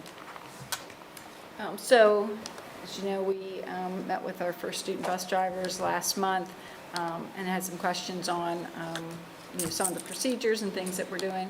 So since then, we've met several times, and we're working on some enhancements in communication between both the drivers and our administration and other folks. One of the things that I think sometimes is difficult to understand with our drivers, they're on the bus, they're driving the bus, and a lot of times there's not a lot of time for them to talk with people when they get to the school, because they're coming to the school to pick up the kids or drop off the kids. So we have worked on other ways to enhance that, so if there are questions or concerns, we can bridge that communication. So we're working through a pilot program or a small subcommittee with several of our drivers from each of our elementary schools to kind of take a look with building administrators on what that misconduct report looks like, what's on there. It's simple things like when you fill it out, did Miss Sue see it happen, or did Caleb tell me that something happened on the bus? So there is a difference, and there's a difference on our procedures depending on how that happens. So we're working through those kinds of things to enhance the form so it's easier for us to follow up on it, and working on, like I said, those areas of communication. I don't know, working on it with Dr. Repper, if you have anything else to add to that. No, I think it was for us to get together with the bus drivers, get that information, just regarding some concerns, but really taking a look at how we can better track the conduct of the students on the buses and how it's being dealt with, but more importantly, closing that communication going back to the depots and the bus drivers. So I think it's really provided us an opportunity to enhance our partnership with the bus drivers. Thank you. And that will move us to 12.02 as we look at the disciplinary data from Dr. Repper. Will you go ahead and... Yes, I will, Mr. Nash. For the board members, you do have a yellow paper that was provided on your desk. On the front part, the front page is just the first market period 2024 quarterly disciplinary report. But if you do flip over to the back side, that's going to show comparative data to the first market period last school year. A couple items I do want to kind of point out as we look at the forms of harassment, the racial and ethnic intimidation. Last year at this time, we had 5. We have 7 reported incidents that have occurred to this point. But something else in my discussion with Mr. Hash, when we look at the fighting, you see that had increased from 2 incidents to 6 incidents during the first market period throughout the district. But on the opposite side, where you're looking at the minor type of altercations, last year were 10 incidents, this year was 1. And then as you look down to the action codes down at the bottom part, you do see some fluctuation, some increased decreases.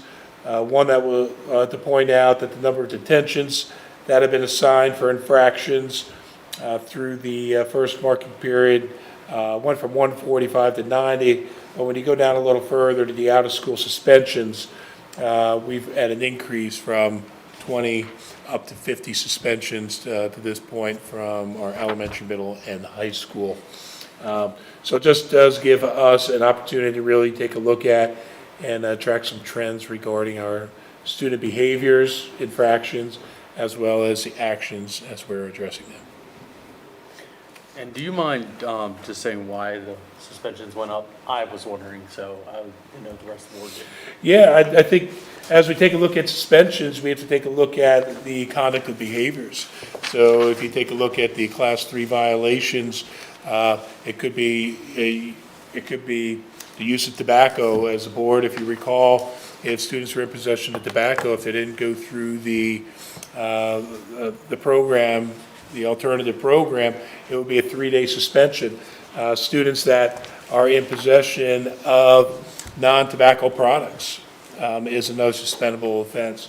If we take a look at the number of students that, or the incidents of fighting, of racial and ethnic intimidation, those are all suspendable offenses. So as you take a look at the student conduct, which is listed above, those are resulting in the incidents of student suspension from school. Thank you, Dr. Ruppert. 12:03, other items of business. I have none. Anybody else? I'm going to turn it back over to President Hinkle. All right. And I'll turn it over to our athletics chair, Ms. Doberman. Thank you. Item number 1301 is the athletic report. The Warriors had a successful fall season with all teams having presence in the playoffs. As we enter the winter season, here are the final highlights for fall. Warrior girls tennis ended in the regular season YAIAA District 2 champions. YAIAA All-Stars have not been selected at this time. Warrior field hockey ended the regular season YAIAA Division 2 champions for the 4th consecutive year. The Warriors also ended the season YAIAA County champs and qualified for PIAA District 3 champions. The YAIAA All-Stars are Chloe Franklin, Brooklyn Holloway, Kirsten Holloway, Carly Kernan, Danielle Lavery, Brooke Shabdak, Rowan Soroka, Kara Zapak, Lily Franklin, Madeline Gilbert, Addison Victors, Ella Wetzel, and Joey Will. That's a lot. Warrior Cross Country had a successful regular season as well. The Warrior boys team finished YAIAA Division II runner-ups, while the girls finished in 3rd. The Warrior boys team qualified for the PIAA State Championship by taking 3rd in District 3 and ended the season as the 17th best AA boys team in Pennsylvania. And that included Caleb.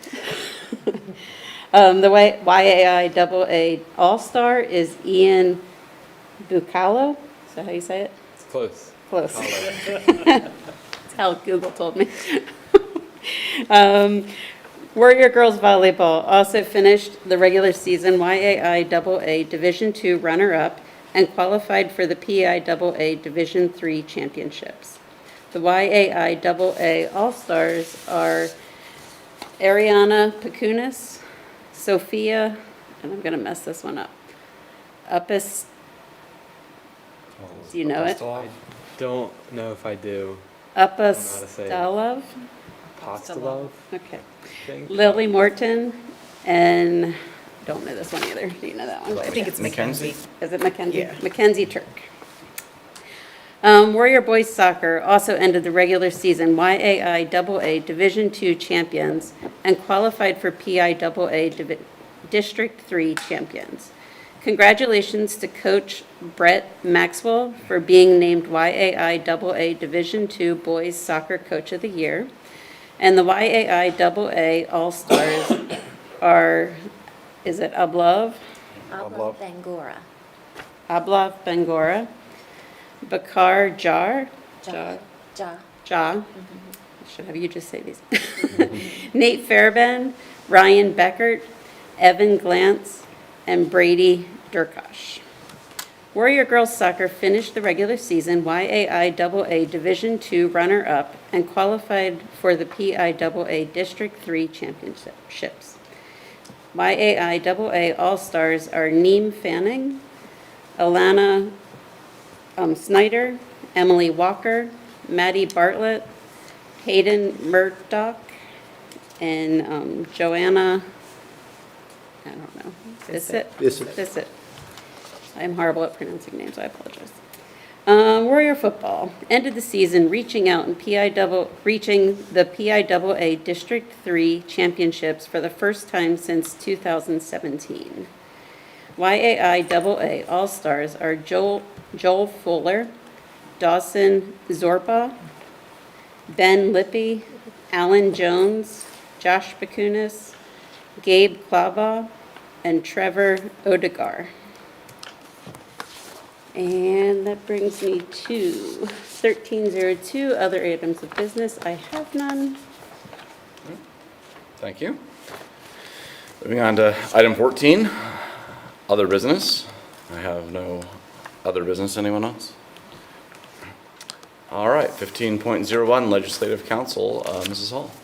Okay, a lot to say tonight, so please don't fall asleep.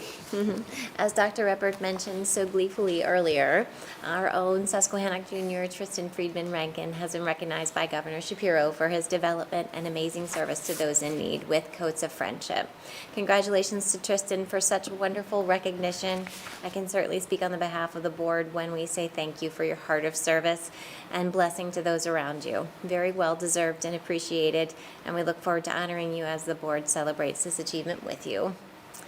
Also, our local legislators, Kate Klunk and Julie Wheeler, joined in the Celebration Open House event at Susquehannock High School Sunday, November 10th. Representative Klunk loved seeing generations of warriors come together to cut the ribbon and celebrate the next chapter of educating students in Southern York County.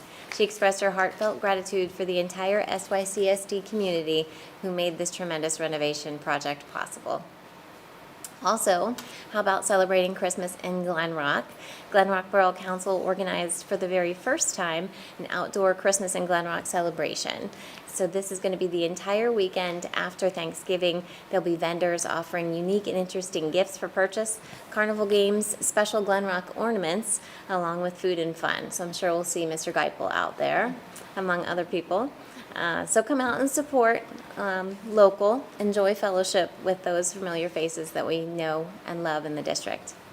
The Senate and the House also chose leaders for 2025-2026. Last week, both caucuses in the Senate and the House elected their leadership for the upcoming legislative session, including our own Kristen Phillips Hill for the Senate Majority Caucus chair. So that'd be great for her. Many topics were discussed for review of key issues and state assessments results, focusing on reading for young children and math, but more to come during our January meeting. On Saturday, November 2nd, Mrs. Henkel and I, or Director Henkel and I, were very fortunate to be able to represent our school district as delegates for the 2025 legislative platform at PSBA headquarters in Mechanicsburg. There were 283 representatives in attendance, virtually and in person combined.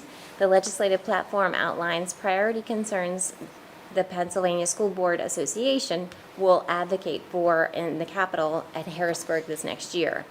So the priority issues, just to give you a flavor of what that's going to look like, that the delegates chose that PSBA will be representing the school districts across the Commonwealth of Pennsylvania include fair funding distribution, charter school reform, investing in school safety improvements, and providing for the growing mental health needs of students. All passed with a supermajority with one exception, the mental health component. There was much deliberation surrounding how involved public schools should be with the delicate matter of mental health. Concerns were raised regarding physician choices, discrepancies over what constitutes a mental health challenge, and the right of a parent to decline such services and choose to manage individually outside of the care offered by the school entity. So we probably spent maybe an hour of our time talking about this. So you can tell that it's something that is coming to Harrisburg and our legislators are going to be considering it, but it's a tough matter among delegates, among families. How far does public school go with this? So there's a lot of concerns that, students that might be just having a bad day and needing to vent might be deemed mentally unstable. So that might, scare them that they might not feel like they can talk to someone at school because they would be recommended for a program. And would they have to do this when they just maybe need someone to talk to? Or students already utilizing a mental health care assistance on their own because they need it through their family or what have you, they could be required to conform to what the school entity solutions are and what their curriculum would be based on their mental health. So it's definitely a very good and healthy debates for administrators and school directors to consider as mental health directives are developing and could be coming down from Harrisburg to come. So the General Assembly will reconvene on Tuesday, January 7th of next year. And happy Thanksgiving and Merry Christmas to them. So I'll have another report in January. And that concludes. I have just a follow-up question on that. Yeah. So you said everything passed with the exception of that. Well, it did pass, Oh, it just did not with pass. a super majority. I got it. Yes. Okay. And so what does that mean? Then it just gets passed on to the legislature to know that these are PSBA priorities? That's exactly what they do. So PSBA has an office, which you might already know, right outside of the Capitol. So when we go in for, to represent our school district, we're given, a list of what the legislative priorities are. And they have their top 4. And the top 4 we vote on first, and all the topics are underneath of that.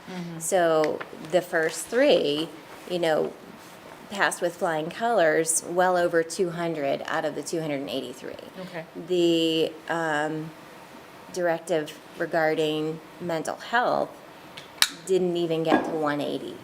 So it was very concerning for the delegates. As far as how far is this going to go within the school districts. So Thank you. just letting you know when it comes down.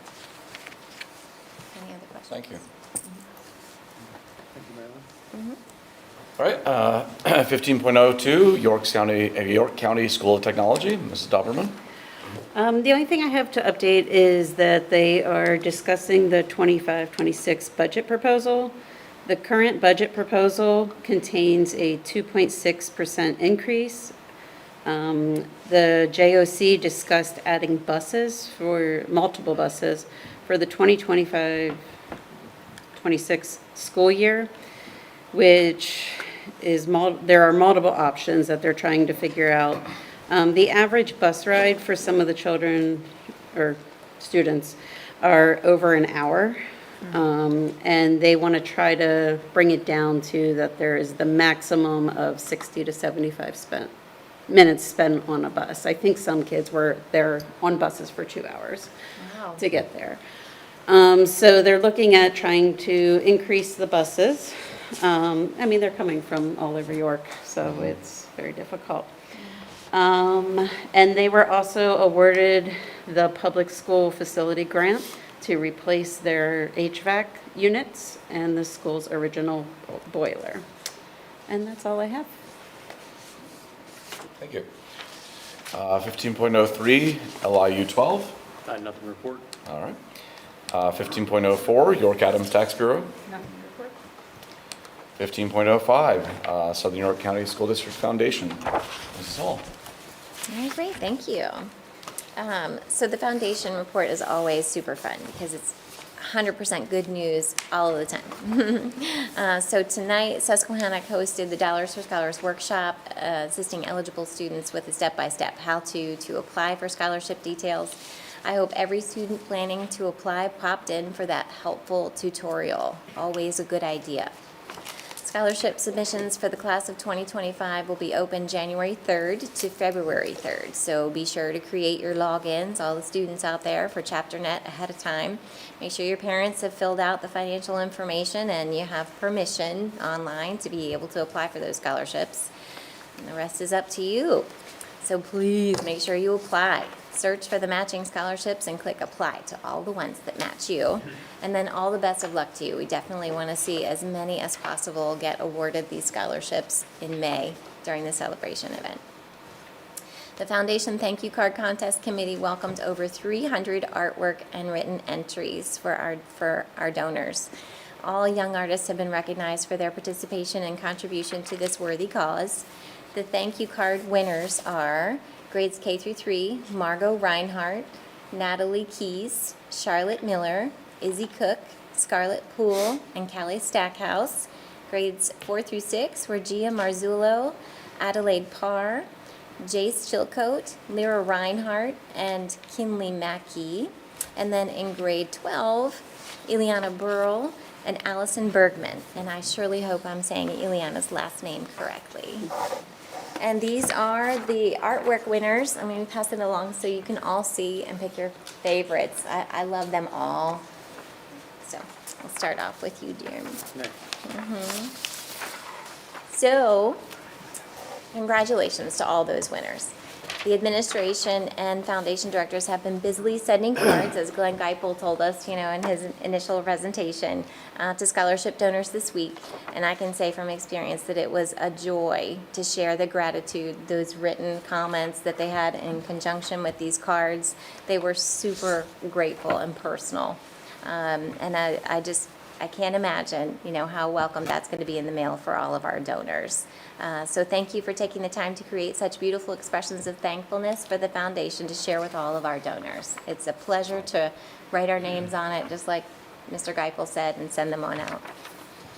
And a very special congratulations to recipient Grant Johns for his recent scholarship award. The foundation voted unanimously just last week to approve the amount of $250 to be used for the fall 2024 semester.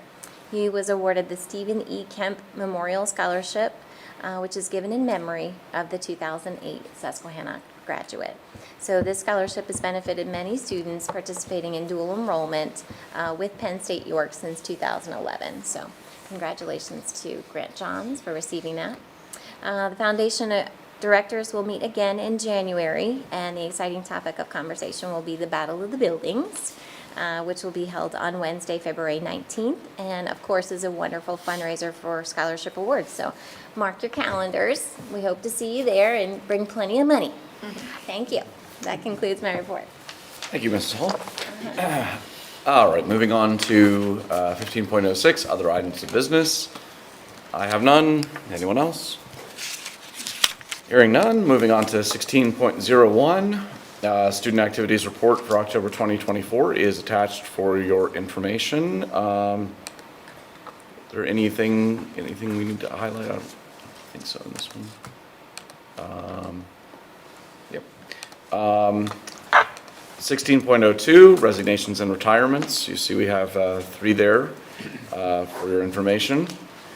16.03, other items of business. I have none. All right, 17.01, home education outside cyber charter and Southern York Digital Academy education report. Dr. Ruppert. Thank you, President Henkel. Taking a look at our numbers thus far, our home education is at 217 students. Outside cyber charter is at 78 students. Our Southern York Digital Academy is currently at 2 students, and our York Lincoln Edge is at 17 students. Thank you. Item 17.02, spring student teacher placement. Erin Ali, York College of Pennsylvania student teacher, has been placed with Angela Jordan, cooperating teacher at Shrewsbury Elementary School during the spring 2025 semester. Moving on to item 17.03, announcements by Board President and Superintendent. I have none at this time. Dr. Bryson. Thank you, President Hinkle. I'm going to try to cover those that Caleb, Dr. Ruppert, Mrs. Hall, Mrs. Dauberman didn't cover in all theirs, which only left me with a couple on my list. Special thanks, I seem like I do this annually each year, which is recognition of the marching band for another championship. It's hard to believe, it seems like it was like months ago, but long enough, but it met between meetings. Similarly, thank you to all of our student organizations who participated in October Fun Night. It's packed, and a heads up to all of our families for next year. I advise you to get here early. The line wrapped around even the new high school. But an awesome event and really fun for all those involved. Big thank you to all those that put the hard time and energy into the play. Thank you for the board members that came out, saw the play. Also, thank you for volunteering for serving food. I was with Mary Lee for a while and Jim for a while. serving at the high school over Thanksgiving, or our Thanksgiving meal. We have another one coming up in December for the winter holiday. What else I met? One of the culminating events too, that at least Sue, Len and I really appreciate. We always get invited by the 6th grade teachers to go out to elementary schools and participate in BizTown interviews. The kids are excited, also maybe a bit scared when they meet with Mrs. Green, but definitely not Dr. Reppert and myself. And we get to interview them for their mayor positions and all that in BizTown. So always a joy. Touch on an item recently shared with district-wide through communication. President Hinkle just mentioned it again, but big thank you to Mrs. Green, Mr. Carrington, and Mr. Buffington, who really put the effort into getting the $900,000 grant for the roof, as well as additional $150,000 earlier, but they seem to want to outdo the other, so maybe the next one's Couple million. $2 million.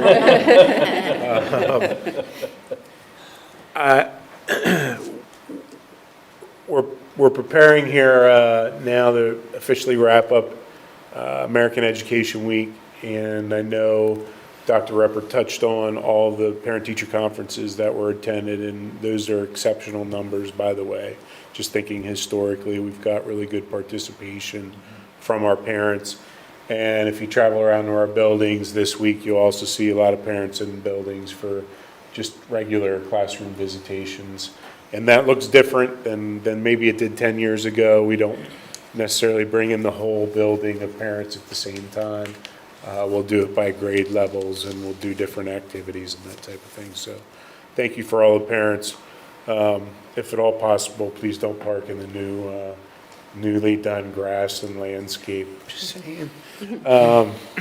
Because it rained today, please don't park. It will be muddy tomorrow. And then lastly, it was already mentioned by Caleb, who was there, but a big thank you to all of the students that participated in the ribbon cutting. I think we've thanked the legislators, I think the staff, everybody's been there, but also we had band, orchestra, some choral membership, their advisors, the culinary arts crew was there doing appetizers. Chartwell's was there doing snacks as well, or punch. National Honor Society. National Honor Society was actually doing the tours that you got a piece of with the all of the young ladies that were on video earlier. But just a big thank you. It was kind of a community event, which is what I think our goal was unifying and bringing together the different communities. And if you haven't noticed, take a look out back. Now the signs are up on the canopy out back that represent Railroad, Shrewsbury, New Freedom, and gives it the true railroad station feel that I think we were looking for. So with that being said, keep living your dream, and happy Thanksgiving, everybody. Thank you. Item 18, new business. Anyone have any? President Hinkle, if I could just come back, something that I'd skipped over when I was reading my presentation earlier regarding the New Freedom Lions and Community Health and Wellness Fair. I had two parents that were part of that committee that were very integral. One actually spoke, and she did not want to be named, but one actually spoke previously at a board meeting asking for what can we do to get more involved regarding our community with mental health and wellness.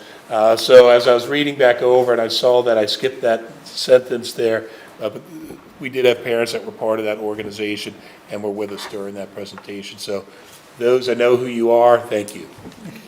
Thank you. So I just have to ask, are we doing some like Price is Right rules on your prediction of 9:15? No. Got them by 9:15? No, closest? Nope. Okay, all right. We won't get into the details. It's a good prediction. All right. I was looking at it and thinking, do I have to delay adjourning like 30 seconds to? That's why I had a question. So that he'll be wrong. All right, I will entertain a motion to adjourn. So moved. Second? Second. All right, we are adjourned. Actually, sorry, any nays or abstentions? No. All right, we are adjourned.